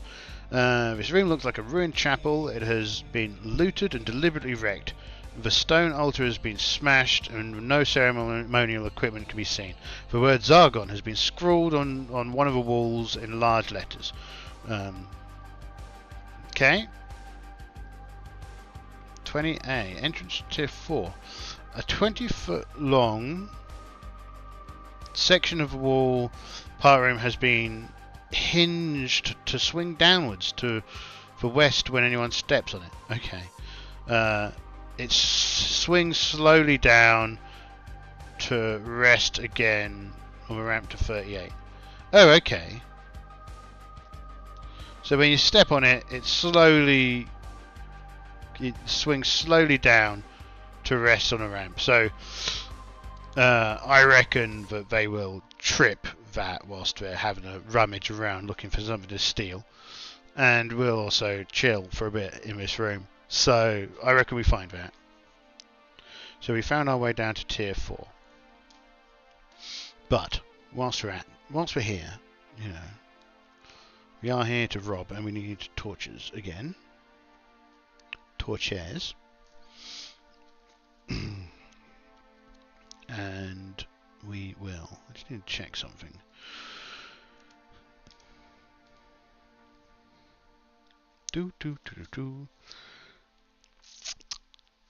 What was originally done for Moldavi's D&D, right? Yeah.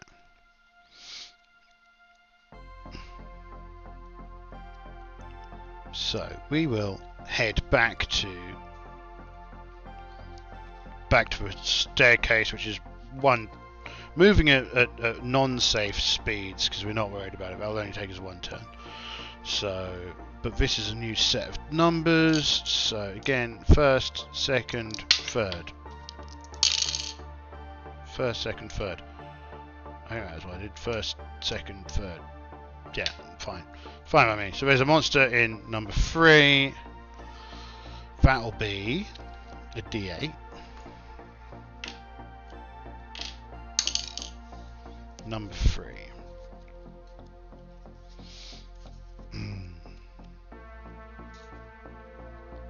Synecidians. New monsters.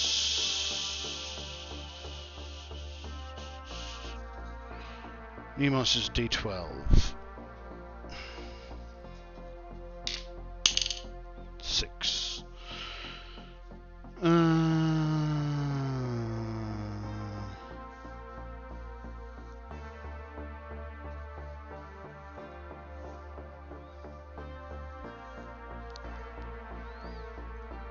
Oh, also, everyone has healed 1 hit point because we all had a rest, a proper rest. So this one is 17, 18, 15.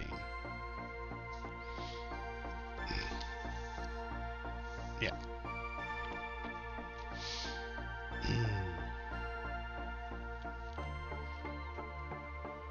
Oh, that's interesting.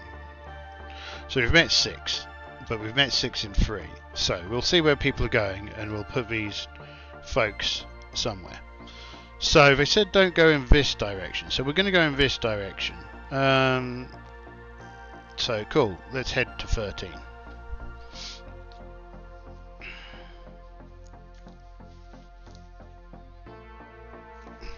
Okay. 1, 2, 3, 4, 5. We'll give them 50-50 on discovering room 18. Nope. 1, 2, 3, 4, 5, 6, 7, 8, 9. So we're just outside this door.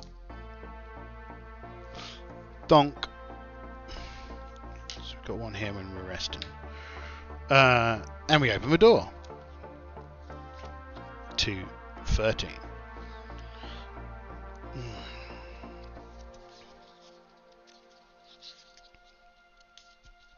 13.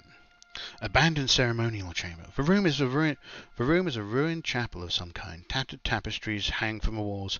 A dusty altar along the north wall is covered with rotted altar cloth. The candlesticks, offering bowl, and holy symbols on the altar are carved of wood. The holy symbol looks like an eye. Next to the altar, you see a 6-foot-long lizard with big flaps of skin between its legs. The giant lizard is a Draco. Cool. Fight at last. So.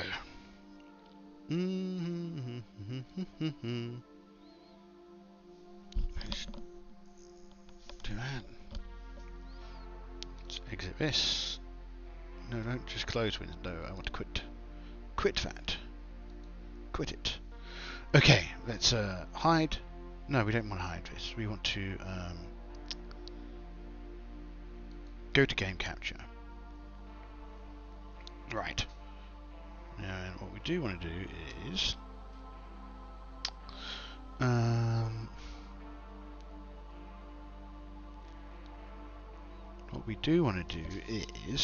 put this, say over here, and then if we bring this up to the top, and then we go Alt,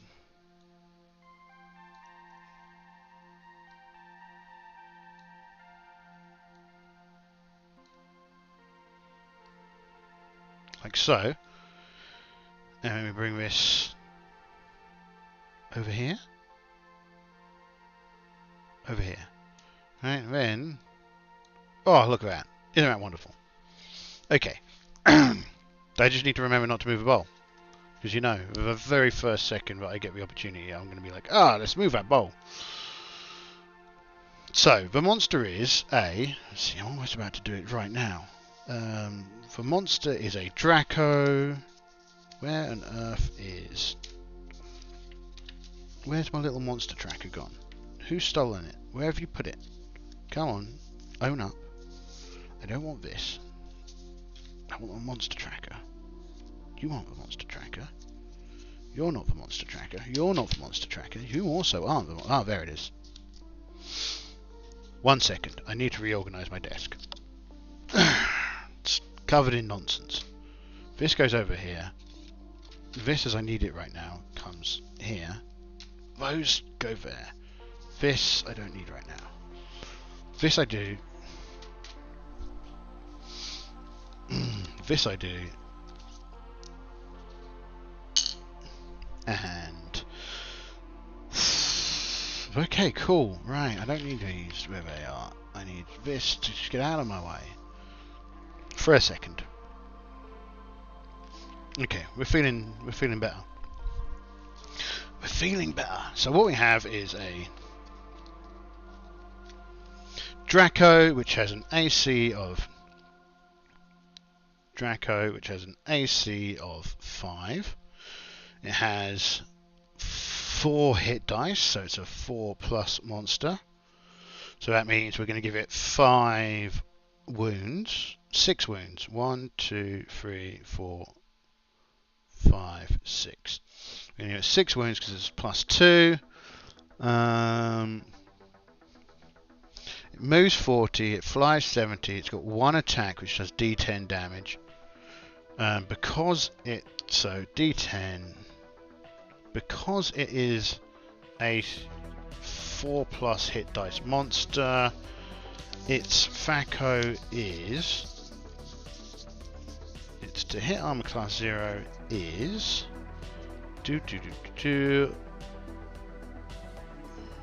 is 15. So its to hit armor class 3 is 12. And then 6 is 9. And then 9 is 6. Like so.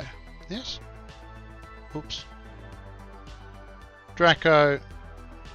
Ignore the speed, that's when I'm running segments. So now all the information I need is on that little bit of paper, and let's go here. So this room is 4x4, so 8x8. So this is an 8x8 room.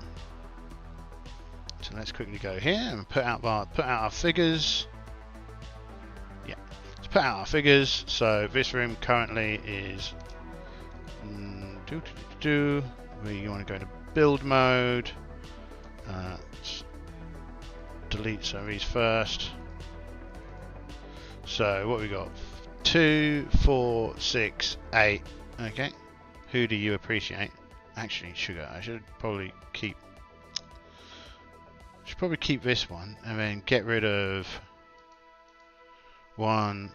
Whereabouts is the door? The door comes in on the second one. So 2, 3. Take you. Put that here, like so. Like that.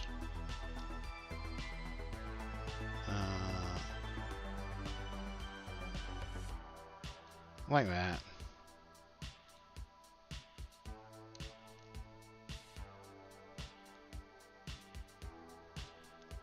Like that.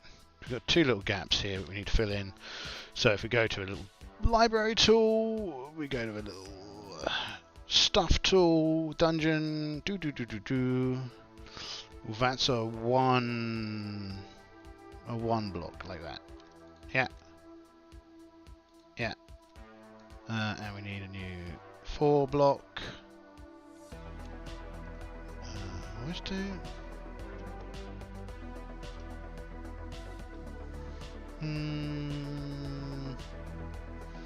That's too high. What we got?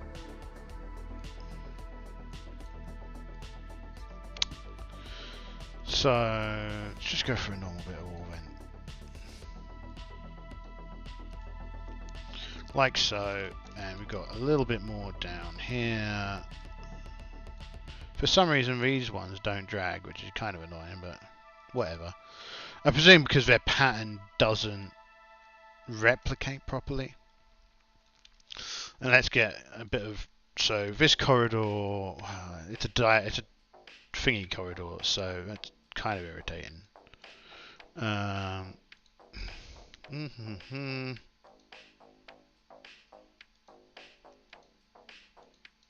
Bit like that, right? So we've got a Draco thingy, which is cool.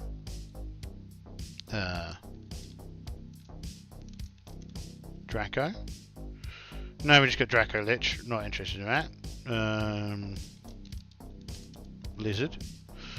Got a couple of lizards. Not really keen of either of those, but let's have a quick look in Monsters D. What have we got? Have we got something that looks a bit like a lizardy boy? We don't. Another quick look over B, A.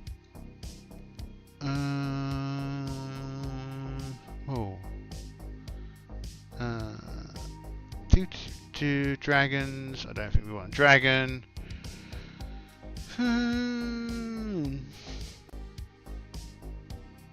Undead, humans, monstrous, aberrations, beasts, right? Beasts. Have we got a good beast? Have we got a lizardy beast? A lizardy beast.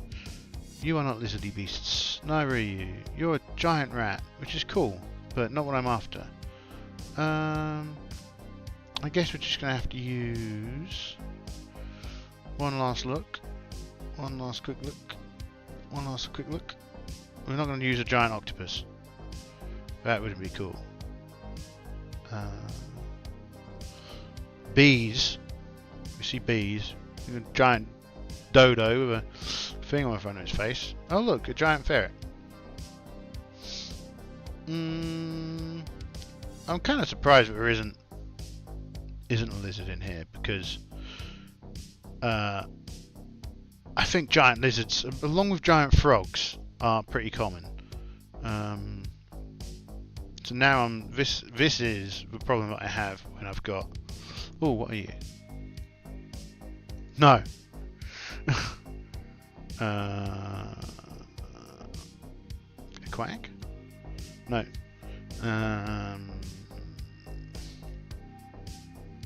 What's that? Okay.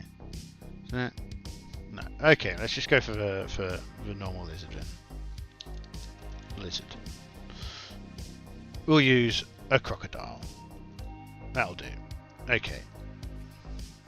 Let's turn off build mode. Ah! What are you doing? Get away. Turn off build mode. Turn that off. Right. There's some other bits and pieces in here, but I don't think it's important. So, the order, of course, is these two have opened the door.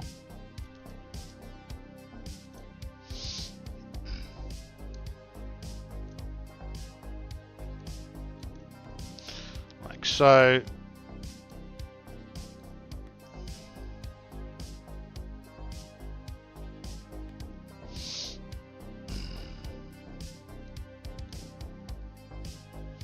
Kind of nice if they clung to their position, right? Okay, top bananas. This is the fight. This guy's going to be up here, facing the party, like so. Now, who's surprised? Party. Monster. Party surprised. Monster goes first. So, we need the turn order again because we're doing alternating turns. So, Monster wins the attack, so Monster moves first. And it runs into these two, charges them, so it gets +1 on its attack. And they get +1 on their attacks. We'll just give him a +1 on his attack. I won't give them a plus. Right, okay. So, movement, no. Missile combat. It's in melee combat, and we don't really have a good shot past these folks, so no. And we're pinned in, so we can't actually get more attackers into here. So this is kind of a sucky situation for the crew. And then, yeah, magic users didn't declare anything, so they're not doing anything. They were also kind of... Was that a surprise roll I just did, or initiative? I think that was a surprise roll. Okay, so they don't even get a turn this turn. The lizard gets 1 attack, so the lizard will attack 1 to 3 Marcus, 4 to 6, 1 to 3 Marcus.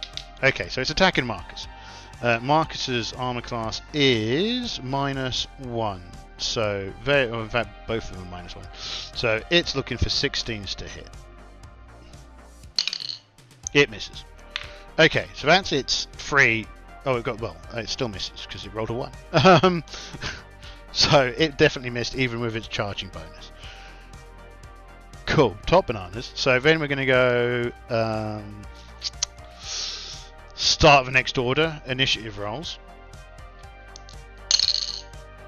Players go first, monster goes second. They've got no movement. I didn't declare any spells. None of our spells are any good in this situation anyway. So we will, get into the melee round. So remember, these two both have pole arms. These two have, well, 1 sword, 1 mace. So as always, Marcus, Alia, Kyria, and Lorelei, right? Watch as I forget most of that. Okay, Lorelei got a 16. Marcus missed for sure. Its armor class is 5, so Marcus doesn't hit a 5, even with his amazing ability. Lorelei got a 12. 12 hits 6, so no, 12 hits 5. So Alia hit, so it takes 1 wound.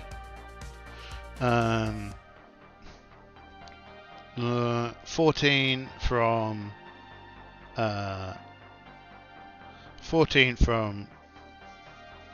Kyria is a hit against armor class. That good, and that 16 from Lorelei is a that hits armor class 3, so that's a wound. Cool. No magic, it's go. It is going to keep on going for Marcus because it started going for Marcus, so it'll carry on. That's not high enough. Next round. 6-2, party goes first. Same setup. Marcus hits 1. Alia hits 14 from Lorelei is a hit. That just about hits 5. So that's another 3 wounds. 1, 2, 3. It's dead. Dead. Quickly finished with that one. It could have been a problem, but it wasn't. rapid exterminatus there. Okay, cool. Let's hide that. Let's bring this back over here. Sugar, no. Control Z. First off, let's Control Z. First off, let's undo that. Let's undo that. Okay, let's undo this and undo this.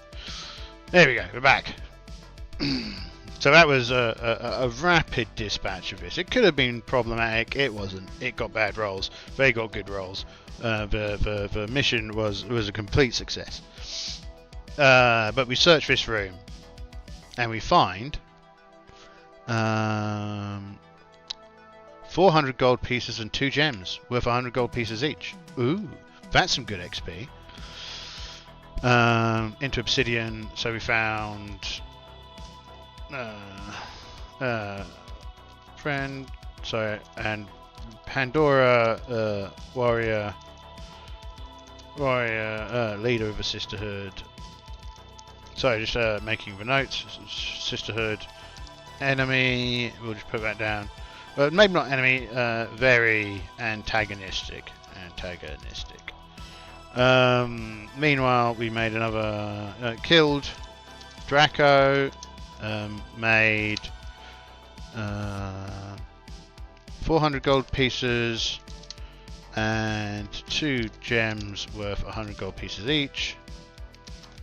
And what else did we get? The candlestick bowl for rare teak wood. They won't know that. They ain't stealing those. They ain't got time. They ain't got time for it. Missing out on some gold there, but such is life. Okay, cool. So that was for combat.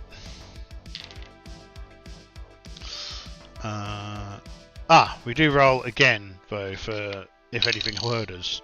2. I think that's a yes, right? So something did hear us. What was it? 7. What's number 7? Number 7? Where are you? Snake, a spitting cobra. Uh oh.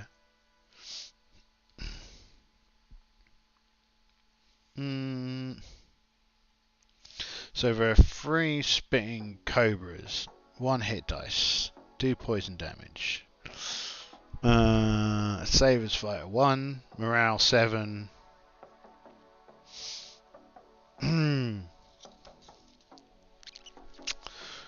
Okay.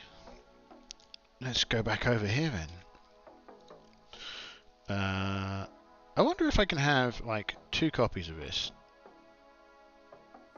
There's got to be like a macro or something that you can use to quickly change fees, right? But we'll see. Anyway, so we get some of these snakes. Well, what's the snake reaction roll? Because they might just run away. 7. They're cautious. And we've got no qualm with these cobras. They can't appear, so we just leave them to their business. We're not fighting with cobras. The cobras are only small like snake things. We just keep away from them. They keep away from us. We've got metal armor. It's not a problem. we ignore that problem. As much as it could have been another opportunity to show some talespire. I'm happy passing on that fight. So, next actions. This.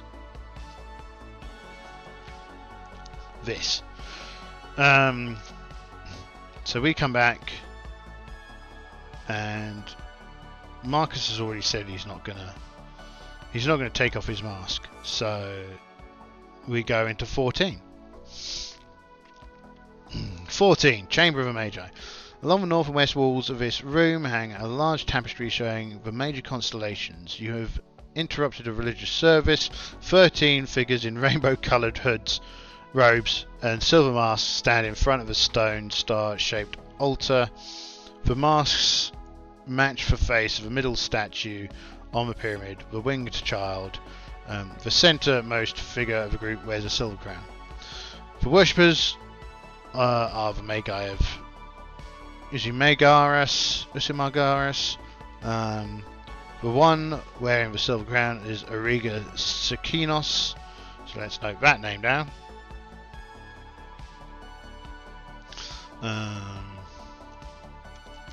Ariga Sakinos, leader of the Magi. Let's see how this conversation goes. Stout or eager Skinner appears to be jolly and fun-loving. His mirth actually hides a ruthless personality. He is a fanatic who will do anything to promote the cult of his and his own power. He tries his best to hide this under a pleasant manner. While he will welcome a party, he will also do his best to ensure that he personally retains the most power in the cult. However, if it becomes a choice between a mega or his personal power, he will choose personal power. Interesting. We have guests. Please come in. He goes. If a party doesn't attack, they may learn that the Magi is another cult. So we already know they're another cult trying to restore the order of the lost glory. Please, I see that you bear the mask of the Brotherhood. How interesting.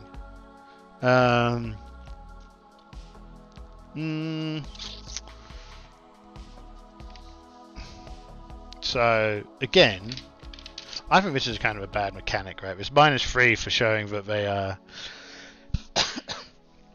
well, they might be part of another cult. Particularly if your objective as a party is to help formalize an alliance. So I'm ignoring that -3. And a 9. So we explained. Thank you. We have visitors here. We're travelling. We heard that there is a horrendous monster called Zargon that needs defeating, and we wish to help the 3 cults overwhelm and destroy the evil priesthood. You do you? That's fascinating. Of course, we'd be more than eager to have the assistance of some of your fine representatives. Now, this one takes magic users, elves, thieves, and clerics. Full members will be initiated by placing their hand on the centre of the altar, palm down. They recite the pledge. I, character name, do hereby pledge to serve and obey the great Ismagaria. When he or she says the name, a 5-pointed star will be magically burned into the character's palm. Full members will be given silver masks, daggers, and rainbow colours. So let's check to see whether or not any of our group feel like actually joining this cult. You never know. So the fighter can't. Kara, magic user. So 1 to 3 they don't. 4 to 6 they do. No. Kai. So I feel like Kai is probably unlikely to want to join. So 1 to 2 they, or maybe we'll see. 1 to 2 they join. 3 to 4 they. So I think with 3 to 4 they pretend. No, this one doesn't. Yeah. So Kai will say what they do, but she doesn't really. Oh, Kai's got a ring of invisibility. That's useful to remember.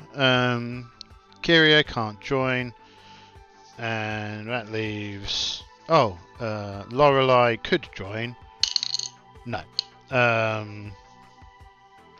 And then the last one is Mika.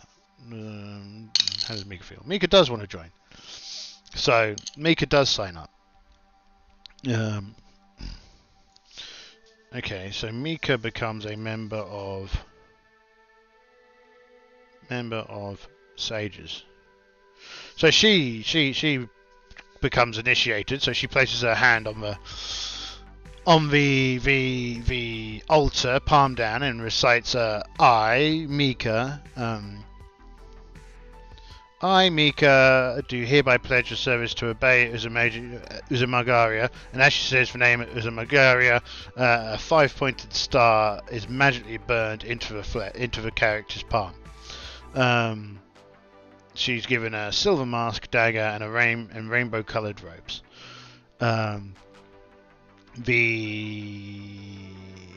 Yeah, okay, cool. And so does Kai. So Kai also signs up. Right, but Kai is lying. Kai has no interest in this cult, right? Okay, she's also got a potion of shrinking. It's really, I should have used that in the last adventure to deal with the dragon. But hey ho, we are where we are.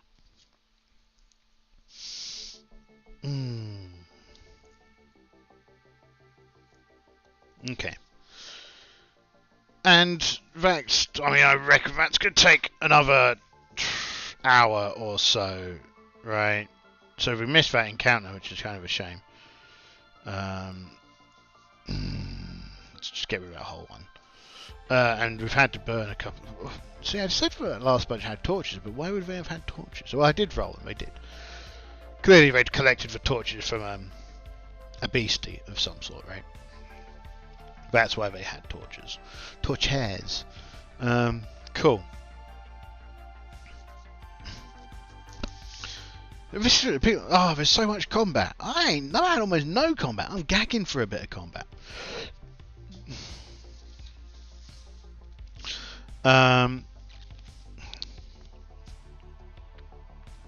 Okay, so we're going to try out door number...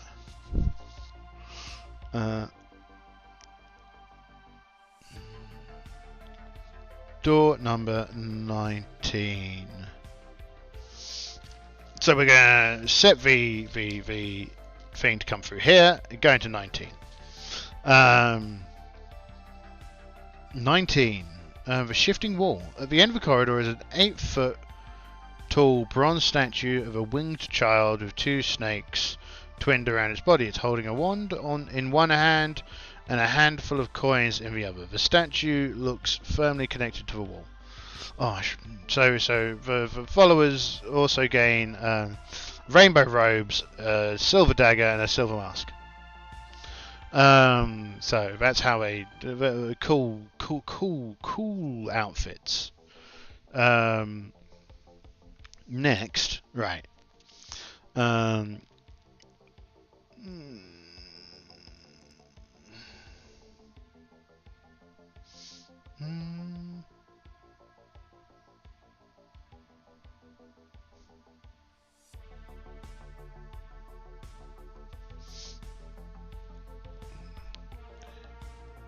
So there's a statue here. We can't ignore a statue. For the last one we faffed around with, didn't have anything interesting. This one doesn't look like it's made out of gold, so definitely not playing around with that. Well, can Kai resist herself? 1 to 3 she checks it. 4 to 6 she doesn't. 1 to 3 she does. Okay. 1 to 2 she moves around.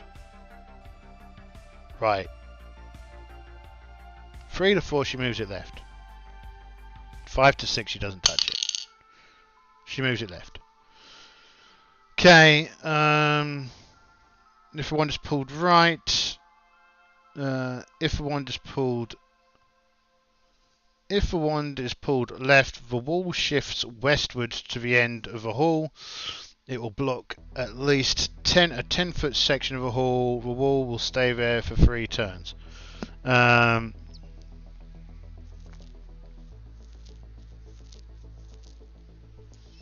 Double check that. If the wand is pulled left, the wall shifts westward to the end of a hall.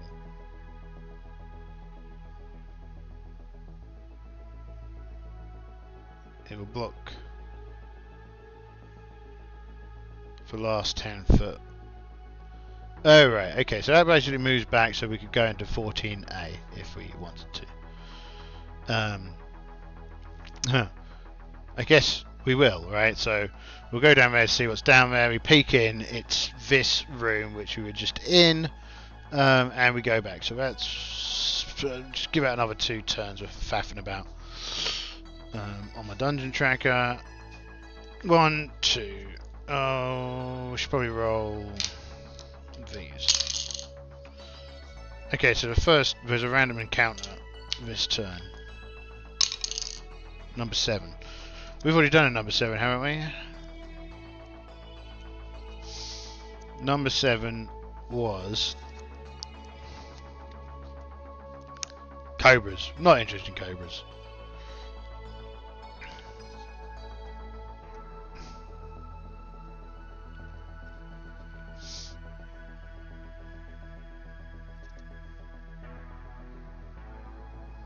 Yeah. I don't really see how most of these monsters are navigating this area, so...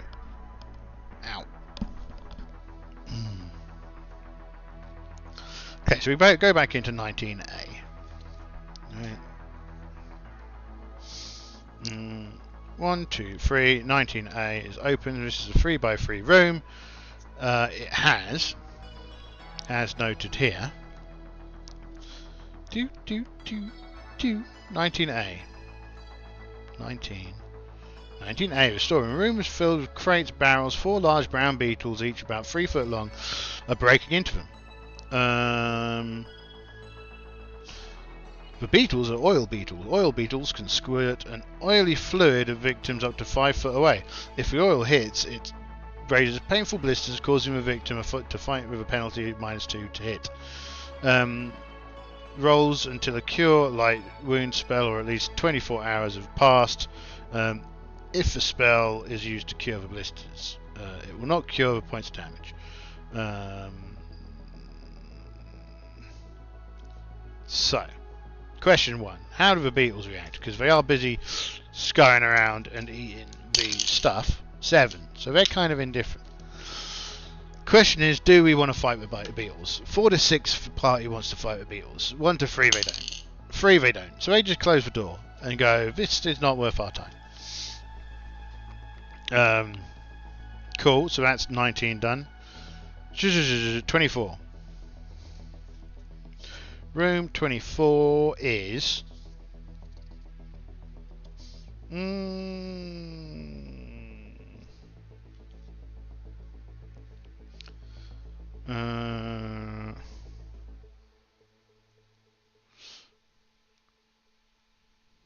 So they've been told about this room, right? So, we go up to say by the brothers Gorm, by the great god Gorm, says Marcus, and the door kind of makes some noises and then opens up. The walls, ceiling and floor of the room have been painted sky blue. A golden marble altar surrounded by golden candles. On the top of the brazier is a statue of a bearded man throwing a lightning bolt. Next to a statue rests a golden bowl. These are the ceremonial chambers of Gorm. No non-members are allowed in this room. New members of the Brother Gorm are initiated here. The initiation is simple. The character is dressed in white robes. So yeah, this is kind of this floor kind of vanquished, right? So we know where this is. We don't desecrate it because it's a grand area. So we will return over here. Is there no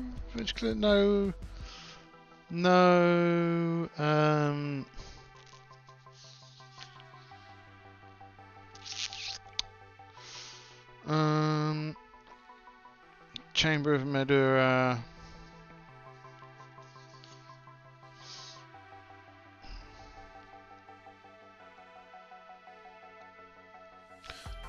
So I feel that what we'll do is we'll go back and head down into 20A, which will lead us down to the 4th floor. Room 38. What is room 38?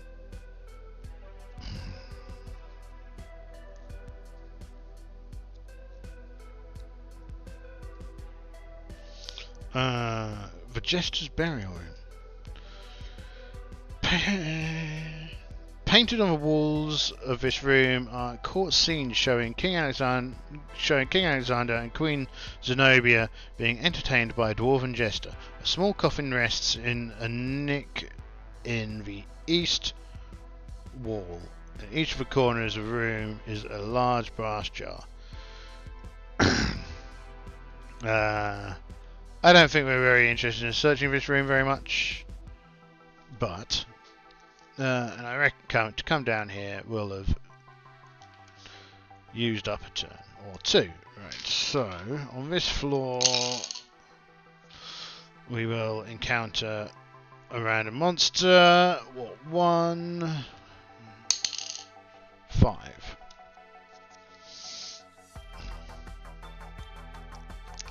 5.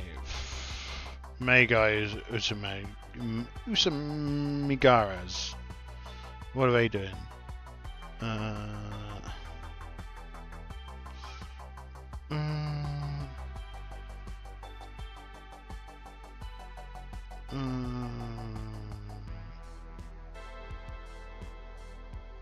They've forgotten to put one in. Oh well, it's not important. Oh no, there it is. So yeah, that's just be a pie of their Magi walking back to their place. And now we've got some rainbow covered silver masked people that do their dues. So okay, cool. I kind of feel that this is a good place to pause it for now. To search tier 4. So that's interesting. And ironically, barely got to show off talespire at all. We got to show it off a little bit. Cool. That was exciting. So I'm probably gonna go and do some bits and pieces, and I'll be back later on tonight to do some more bits and pieces. So like I said, I need to think about Chevalier. I need to do some stuff on Urban Shadows, and yeah, tomorrow will be Magical Girls, so we'll get to re-embark on that. And then later on we'll do a bit of work on the Scuff venture. So yeah, without further ado, I will bid you farewell, and yeah, have fun, human beings. It's been emotional. So long. Farewell. Don't worry, it's all going to be very exciting. Bye bye.